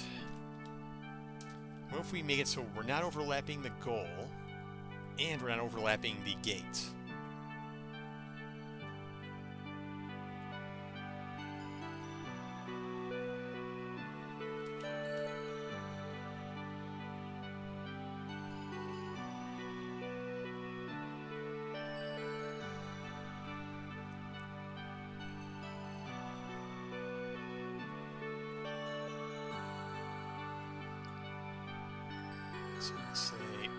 So now in this case I am using a blueprint because this is a metagame on a field, and I want the field metagames and the field objects to be blueprint. I don't want to write C++ code for field content in general. Now it's okay if it's generic content like the goal, that's C++, the ball, but things that are like games and games that are very specific to fields, I want to keep a blueprint. Alright, so here we're going to test for overlapping ourselves. So I think that should fix that.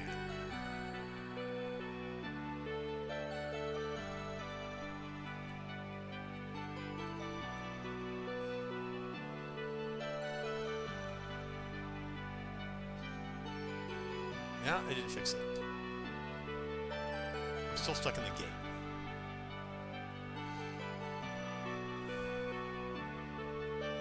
But if I don't do this, then I should be able to break free.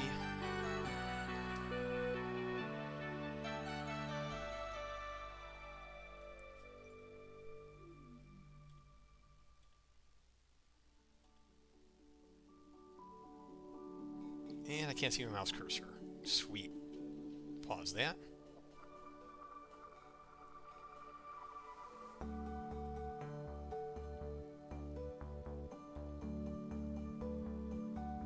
And there we go.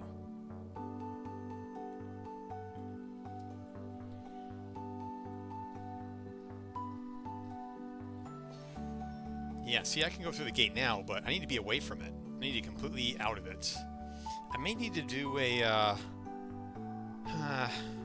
might need to do a dot product test. I was hoping to avoid that.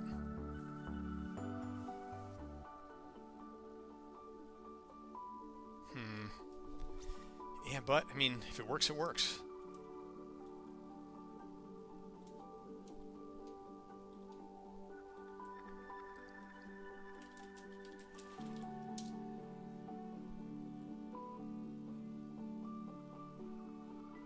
Get proc from this sector to local pawn.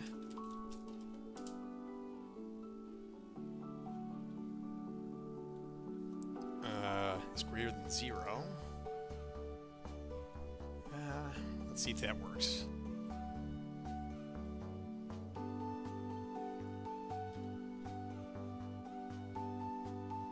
I want to use a smaller hero. Let's use Prowler.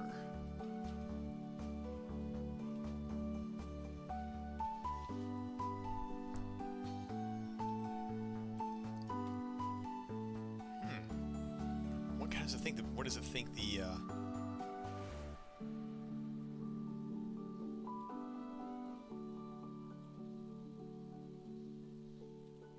Oh, right, because I disabled that other node. That's why.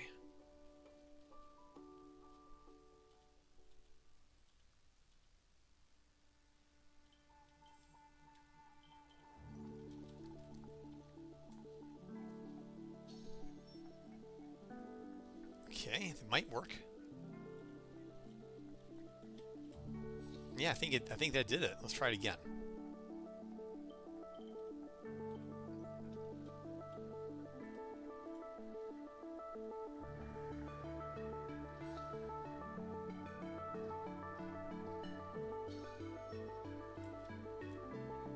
Okay, I guess I teleported a bit through it, but that's fine. This should be a very rare thing to happen.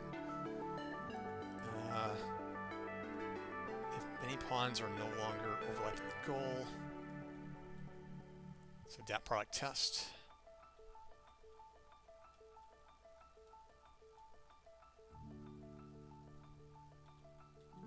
So that seems to be working. Now let's try it in. Let's see. Okay. Now if we move this up and is empty, then we stop the timer.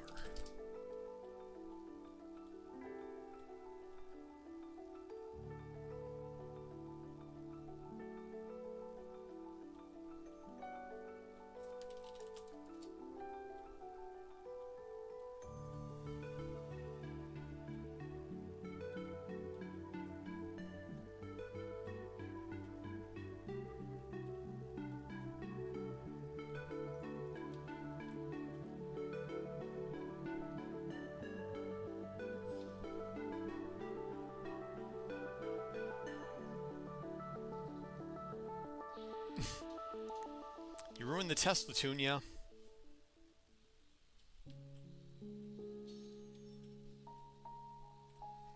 Good. And let me just make sure that the timer... Let's see. So timer stops. Let's look at the disable collisions. Okay, that looks good. Now we're going to try it in the dedicated server mode. Make sure this still works.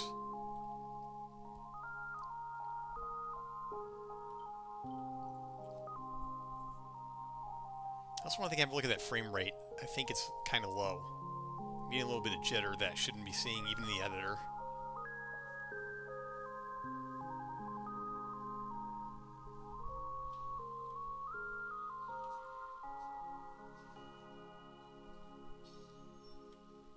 And it worked. I can't get back in. Cool.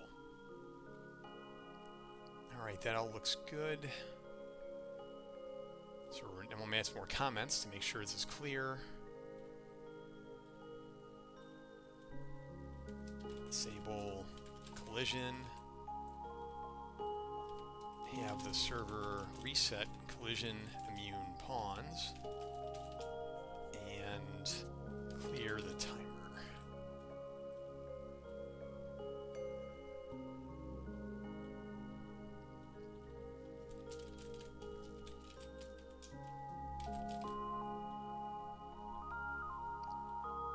Now we can go back to requiring the 8 bones for collisions. So let's take this back to 1. There. Now it's going to require 8 bones again. Air Force game player, welcome. Nope, wrong character. Let's do them. Did Missy get up?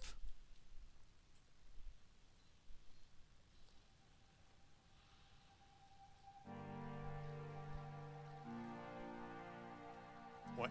Get the bone. Thank you. Someone pick up a bone, please. I can't test it right.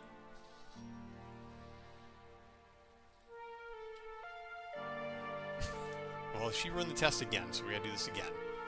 But more importantly, I think Mega Kitty got up. Nope, she's still there.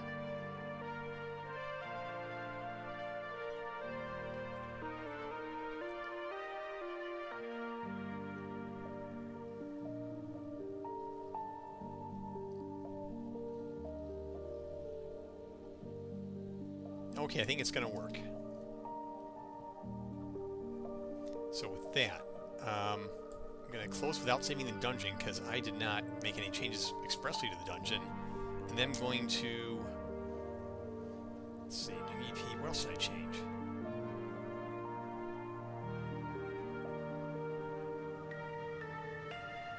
Team, what did I change there? No, there should have been no changes there. Alright, let's make sure this works.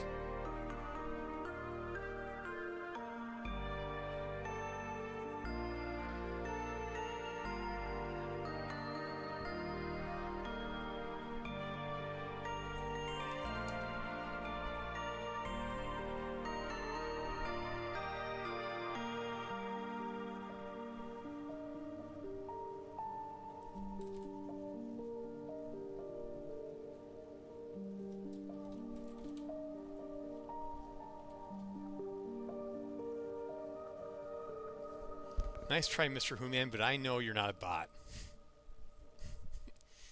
Oh, I thought you were you formatted the text like one of those bots who spam best viewers. Go to this website to get your viewers boosted and all that. Okay, it's gonna make sure this works. One more time.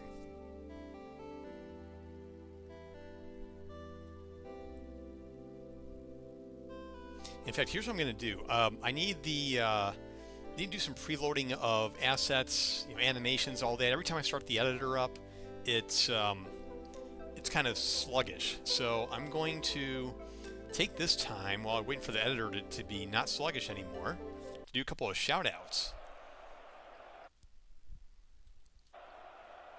So let's get this ball rolling with a shout-out to Freedom Forge Studios.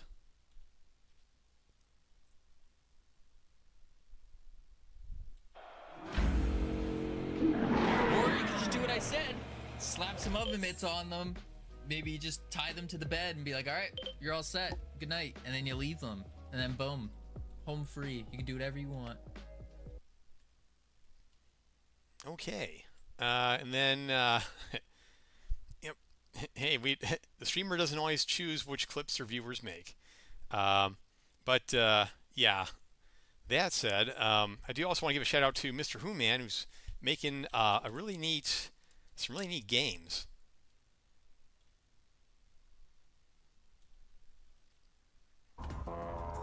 Felix raid. Yo, raid. Is it actually working? Holy shit. Hey, Ray. Oh. Hey, Felix. You brought your friend with you. I see. What's your friend name? Hey, where did he go? Hey, come back.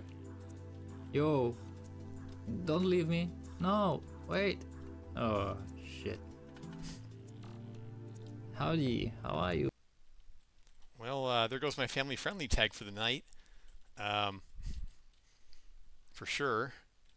And since I already lost the family-friendly tag for tonight, I think I'm just going to do a shout-out to my brother, Air Force Game Player. It's working. So, my Air Force Game Player, who does Jackbox streams.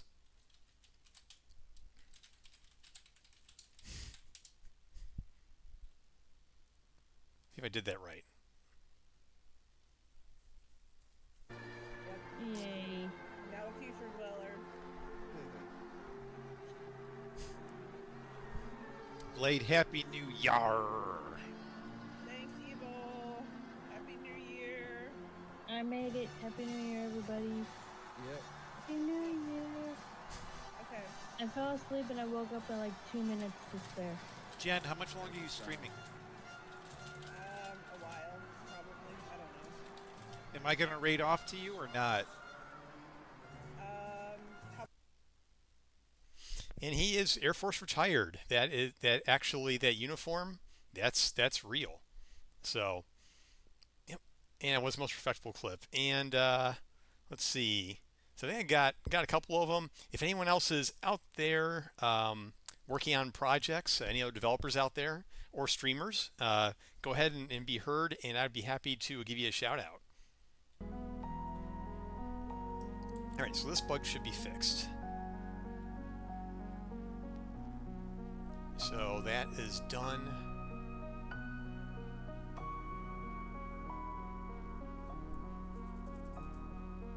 All right. And back to the list. I thought I marked that done. Yep. Okay, got kicked off slog bug during the playtest. That I think is fixed, but we need a few more tests. Weapons get jittery. I think I may have fixed this. The movements were a bit... Yeah, I may have fixed this, so needs more testing.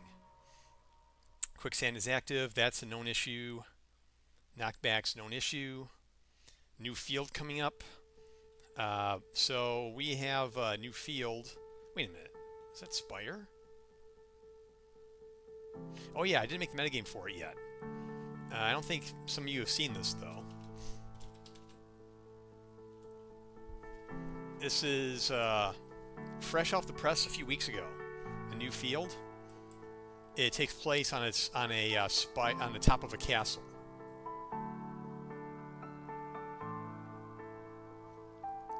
And there's a metagame for this. It's going to be awesome. And it's just it's going to involve this cloud coming down. I won't give you any more spoilers, though. But this is going to be one of the more exciting metagames that this game will have to offer. But I definitely don't want to start that tonight, this late. Reward players for victories. Let's see, what's left on this one? Okay, so this came from a playtest in August. And the player complained that there was no motivation to continue playing after after a match or two, and they made a good point. At the time in August, there was no MVP, there was no stats tracking, and really when a match ended, it just ended, and then you started the next one. No recognition, no individual player recognitions, nothing. So since then, I created a post-match metagame, post-match. I'll show it to you. Oops, that's the wrong level.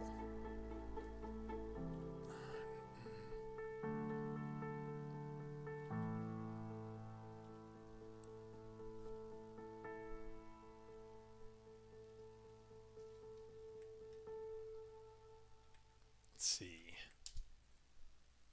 Created this, so you get MVP and individual recognition for your heroes. And that said, they also wanted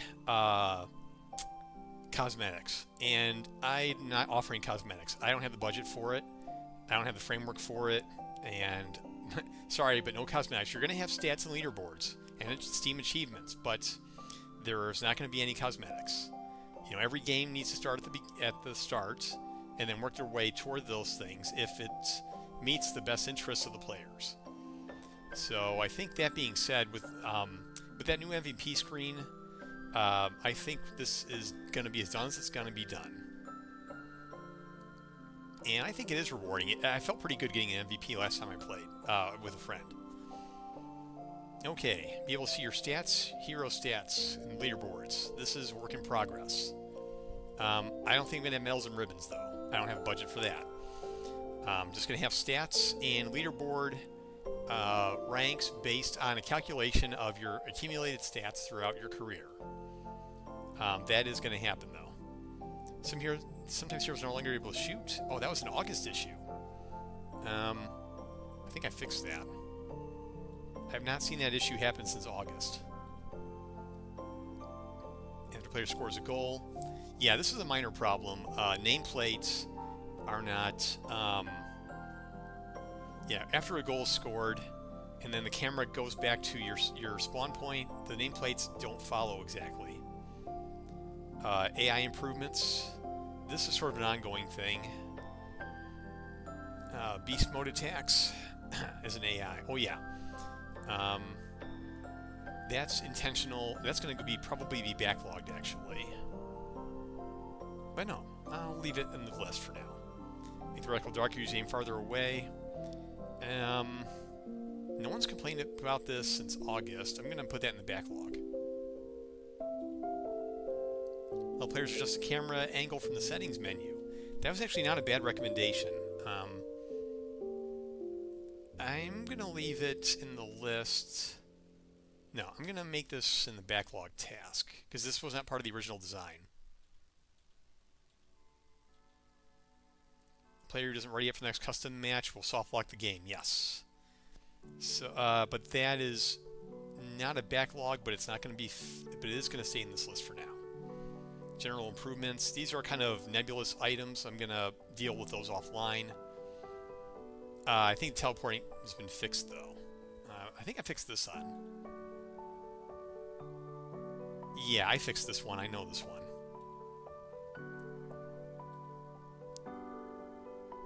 Character. What was this one? Oh. Yeah, look at this offline. Game freeze in the quick match. I have not seen this happen, but I want to keep this in the list. Goal camera improvement suggestion. That was right.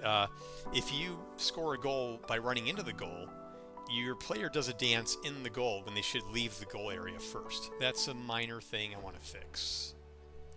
Randomize the quick match rotation. I'll need to do that. Heroes high bridge work. That's a lot of work to do. Are jittering badly. Oh, that's a duplicate. I know I've... let's see, that's a duplicate of this one.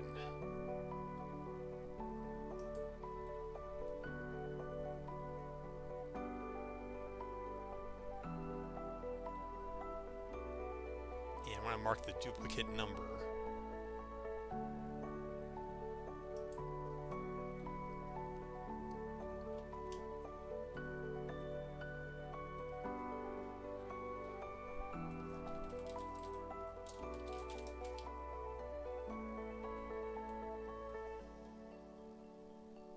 Oh, it didn't auto-link this? Huh.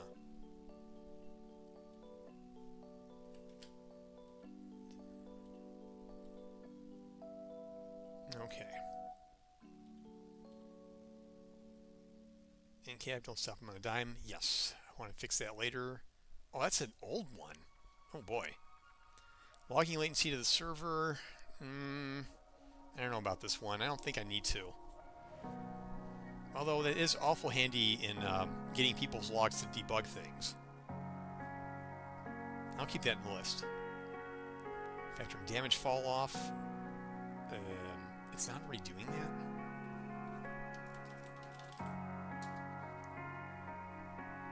Actually, wait a minute. I don't think... Am I doing any fall off factoring in?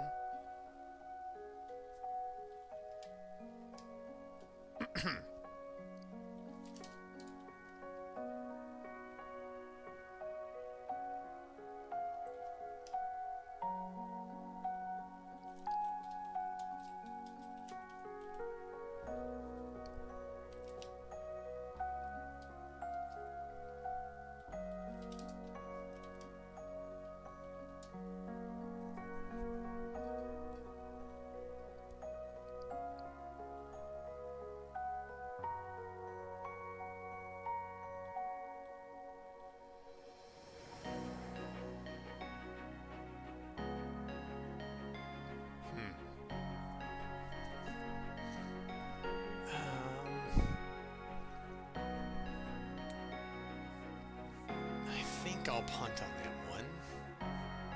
How many wish lists do I have? I haven't checked in a while.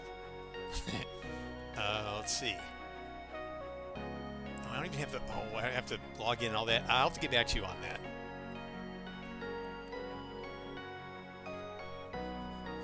But the last I checked a couple weeks ago was about 250. And I need to get... I think for reasonable number of players on day one, I need to get closer to 12,000. So this is my goal here. So as far as the marketing planning, oh, Mega Key's awake.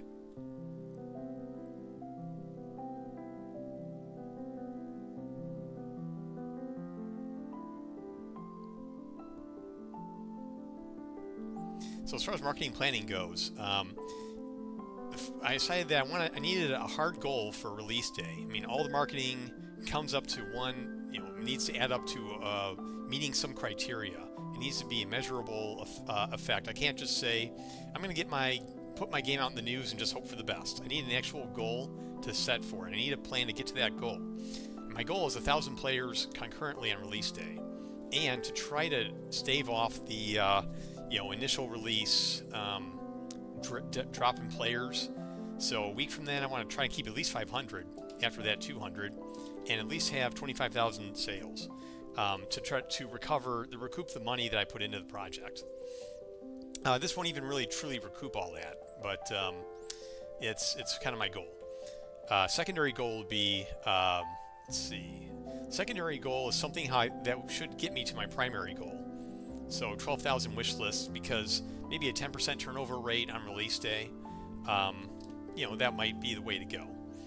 So I need to get it. But now that said, this is mine to lose, because the reason why I'm not, in even a 1,000 level wish list yet is because I haven't really pushed the game out to content creators and to festivals and to anything like that.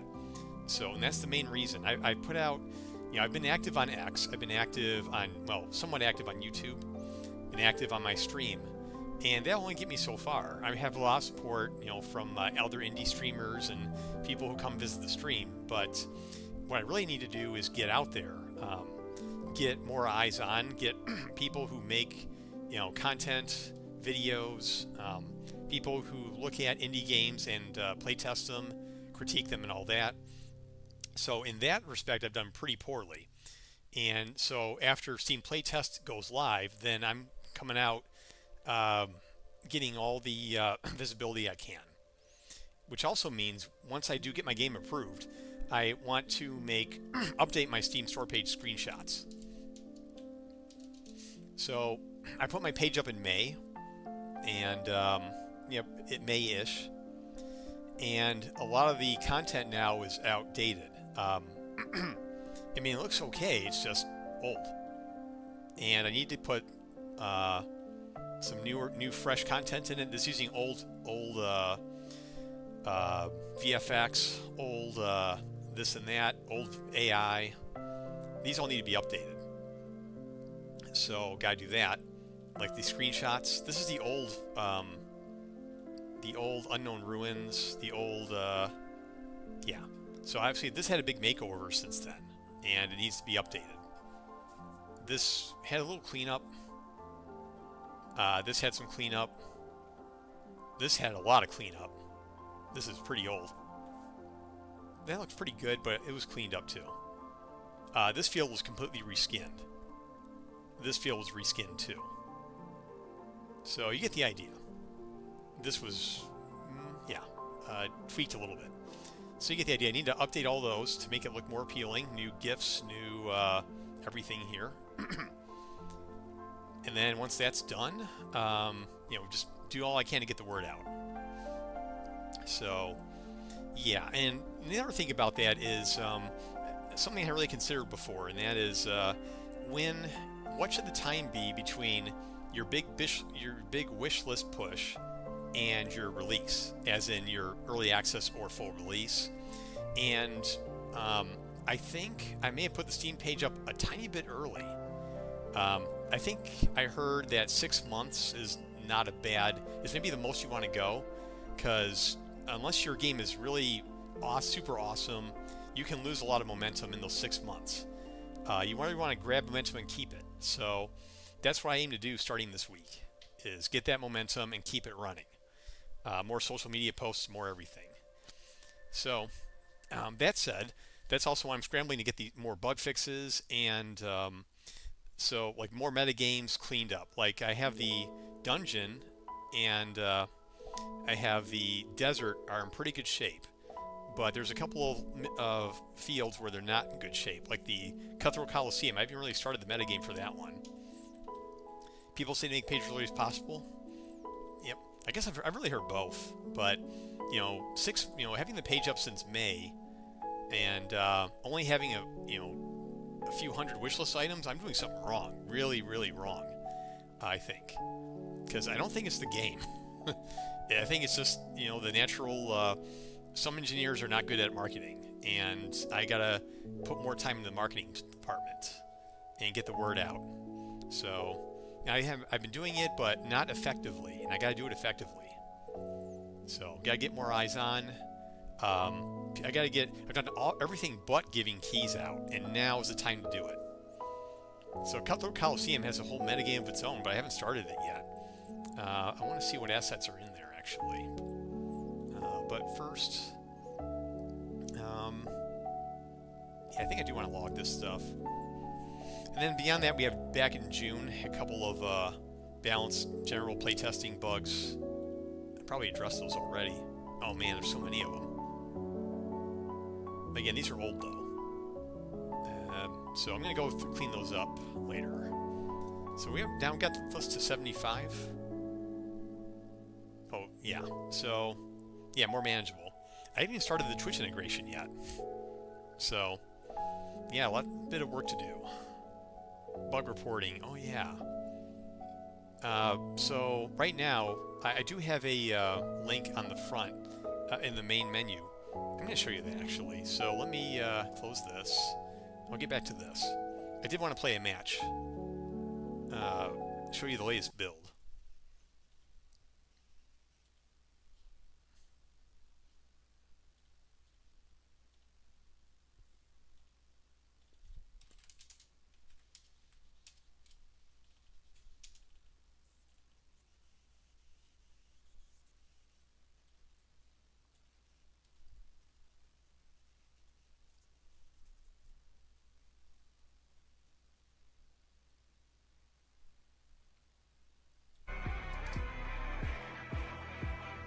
Alright, so here's the, I'll put you the playtest mode. Let me hide this. So, this is the current main menu. It had a huge makeover. And this is what playtesters are going to see. And I just added these two buttons. One will take you to the store page, the other will take you to Discord. So I want easy access to these links. We're just going to go ahead and do a quick custom match.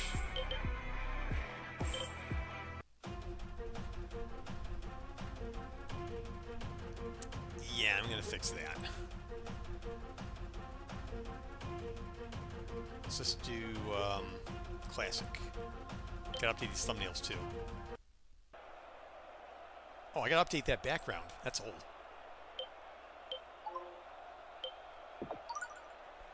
Alright, so here's just an offline game.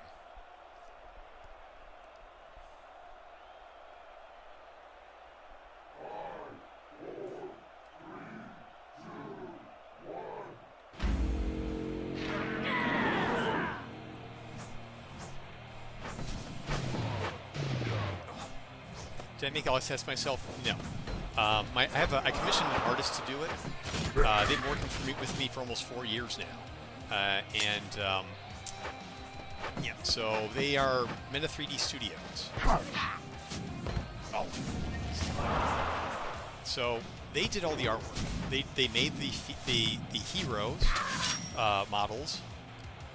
They made the fields. They did the UI. Well, most of the UI.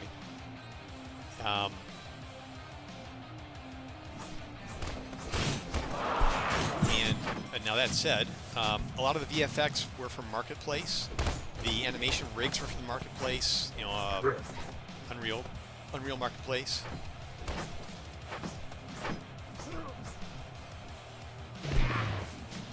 So that said, oh, it's terrible. Oh, you don't?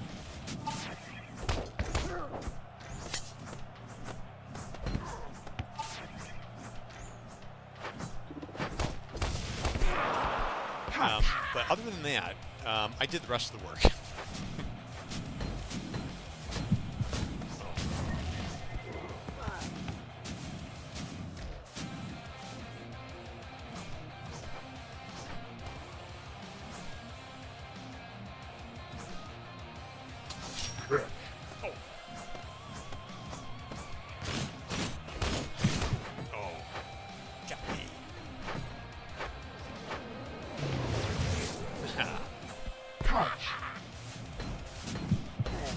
Oh, screwed that one up.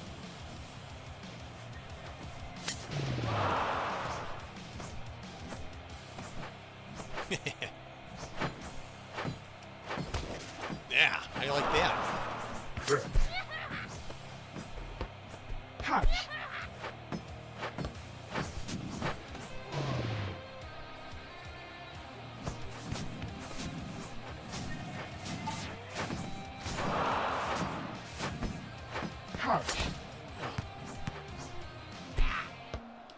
Oh, thought he was going to miss that.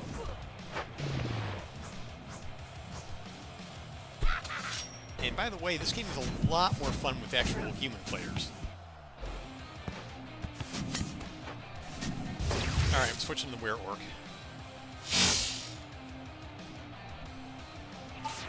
Oh, no you don't. Oh, got me.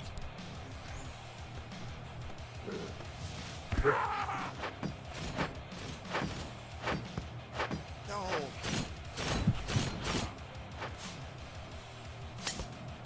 That doesn't. Yeah.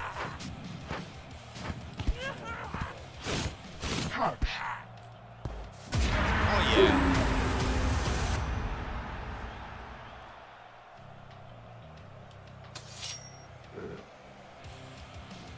Then you go full wolf mode.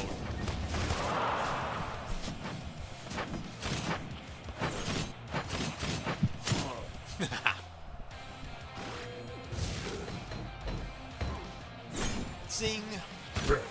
No. You. No. Let me see thee there. Oof.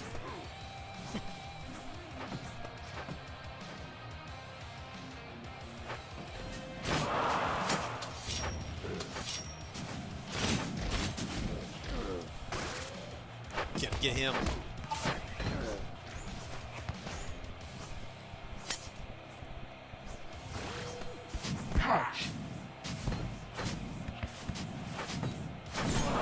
Oh wow, never had a twofer before.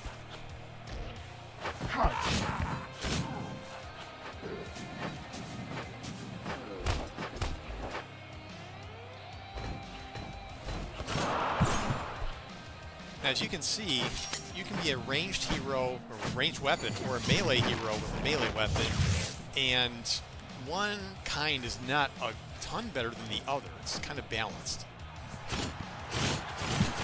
Oh, melee fight. I love melee fights. Oh, ran into that one, literally. Oh, that was a good catch. Let's see one more. Oh, I missed. You can get this 3 seconds. Oh, no, she can still get it. No, missed it. I need a victory banner, too. I am MVP because I'm the only human player.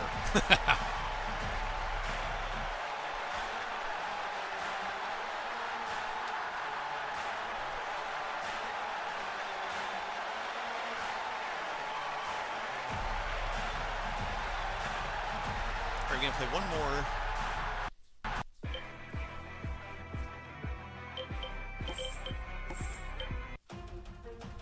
Let's do... Yeah, I love playing this one.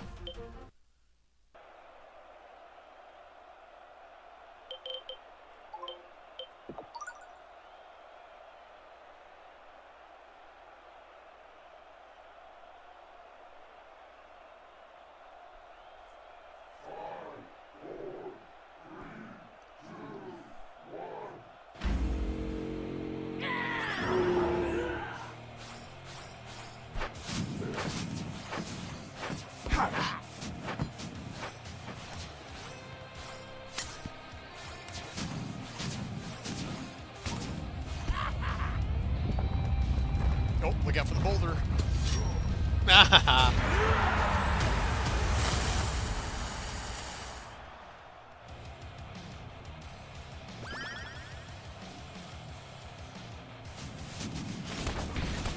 I love that wall.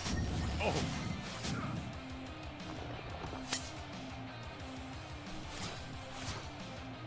Ooh, get the wall.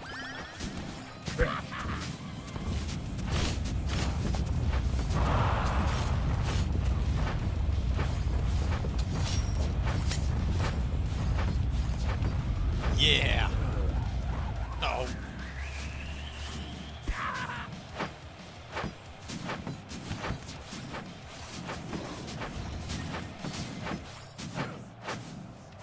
That's it for me.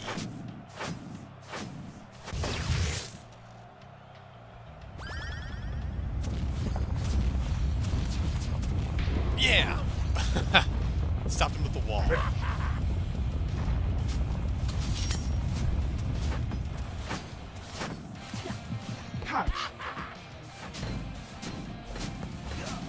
Oh, wow.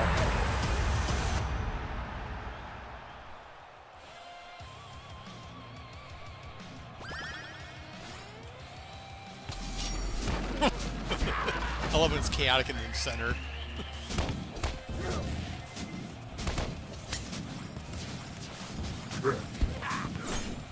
Oh.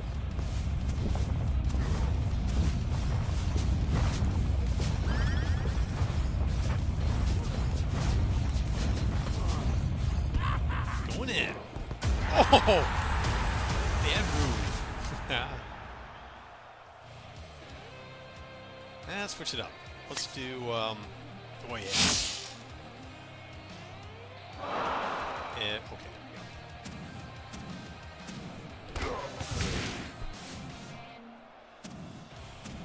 Dragoon character was inspired by Final Fantasy. I really thought the Dragoon was a really cool character class.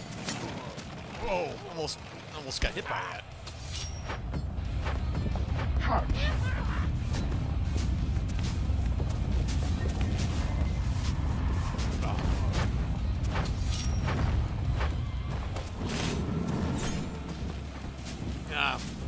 Yeah, got the hit by the dragon fire. Oh, should have got him.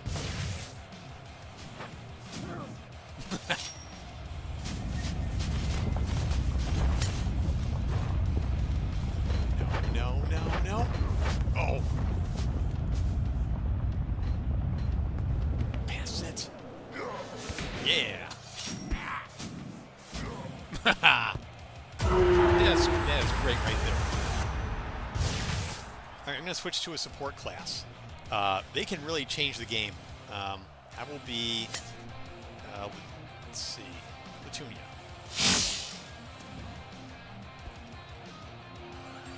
That wasn't good. So in this game, you have support. You have offense, defense, and midfield, which are support classes. Midfielders are really helping. You know, the offense and defense get to where they're going. Oh no! Get it in. So making your version of Brawl Football, cool. One of my favorite games was Kunio-kun's Neketsu Soccer League Goal 3. I'll look that up when I'm done.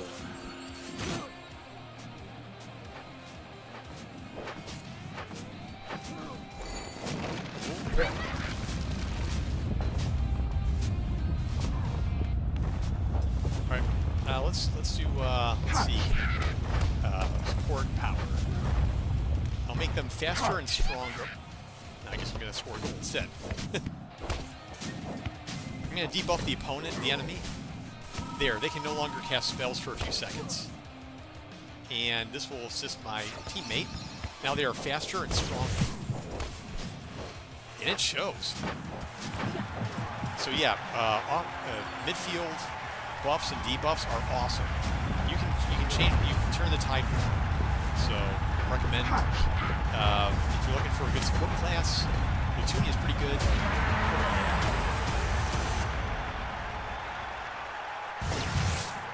Well, we're 6-0. That's pretty high. Who's the equivalent of Invoker in your game? Invoker.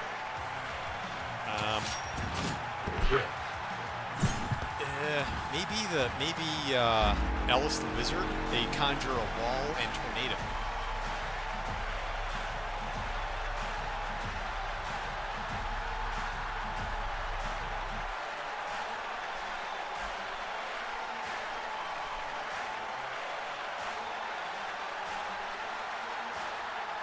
All right, so that again, that's Field of Heroes, and I want to look at this other game here.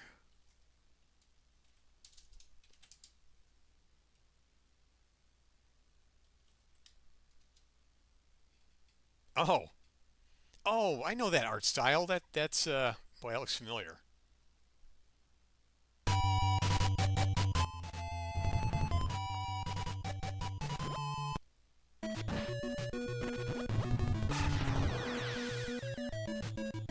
What the? You know, one thing I like is that there are many sports brawlers out there. Soccer, football, and but none of them really have the flavor that Field of Heroes has. It's really more of a MOBA soccer than anything else. Now, Omega Strikers comes really close, but Omega Strikers has a smaller field, and everyone's always on the screen at once. Whereas Field of Heroes, it's a bigger field, and you can switch your hero every 30 seconds, and you're always kind of rebalancing to make your team better than the other team.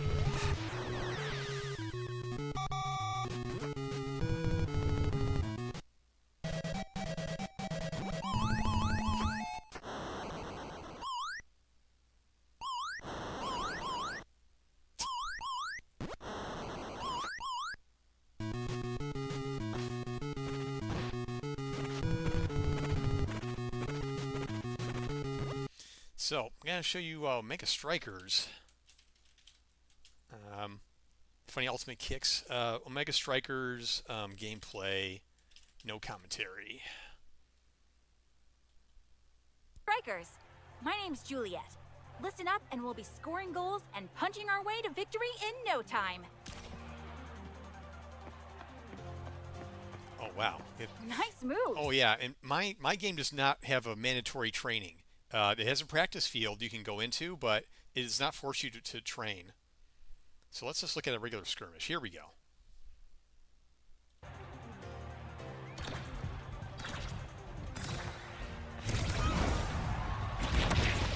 Here, let's get therapy.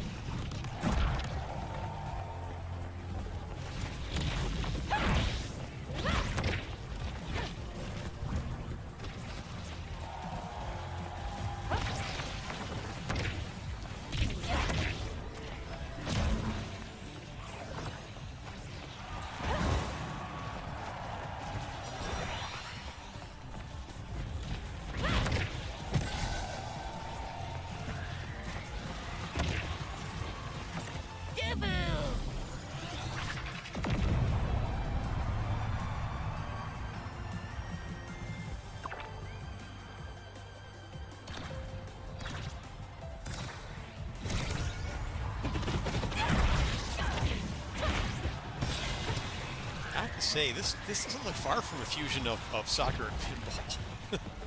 Because there are some levels that bring up obstacles in the field. See if I can find it in the timeline. I've seen it before.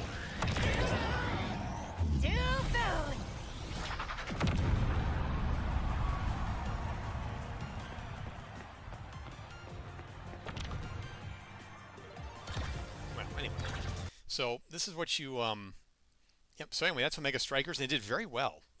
It's still pretty. I think it's still pretty active too. So obviously not as much as when they came out, but so those are those games. Yeah, mine is just what mine is.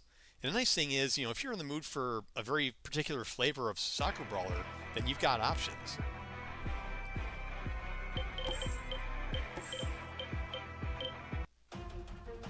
But so what is some things that mine stand out from the others, though. So one of which is the online play where you can host your own servers. That's one thing. I'm going to have Twitch integration as well, but that's a lesser important thing. So there's that. You can make your own fields.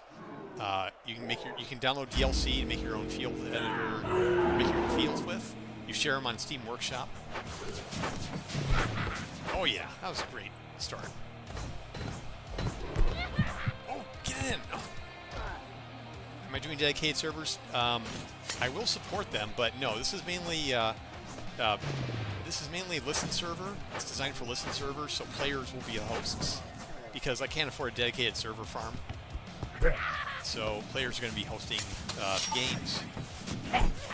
And I'm not the only game that does that, but that was funny.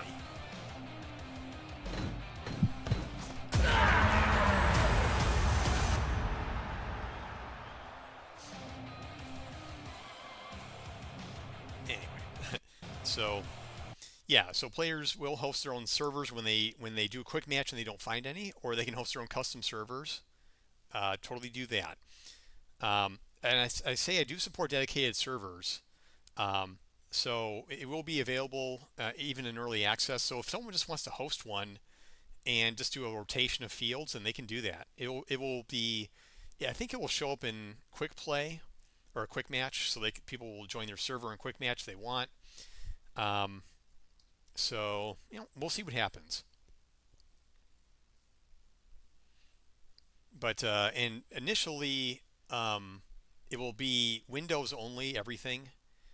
But I'm going to roll out Linux build as well, so you won't have to have an emulated environment to play the game in Linux. Because I mean, Unreal can do that, so why not just use it? And I know it'll create more tech support, but maybe the community can help me with that.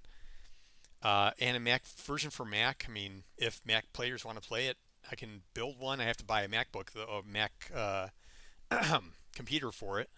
I could use a VM, but I'd rather just have a Mac hardware. It's easier. I developed games for iOS before, and also released a Mac game on Steam, and it's just easier to have the hardware.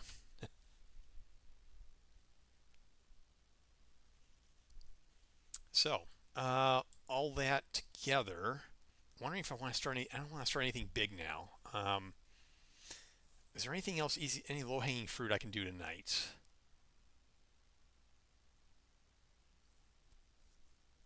Oh, should become semi-transparent. No, that's kind of a big deal. Now, a lot of these are not easy things to start.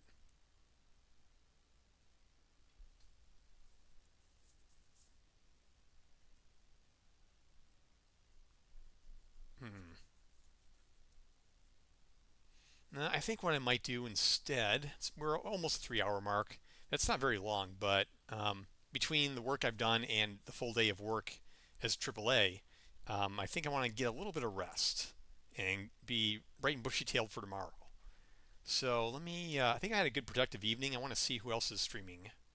Oh boy. Let's see, we got a couple here.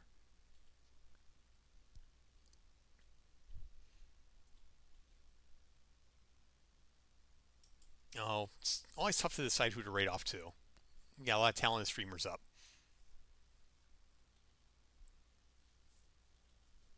I know. I'm going to rate off to Swashbuckling Fox. They're working on, it looks like a game with the mechanics of like a fighting game, almost like a Souls game.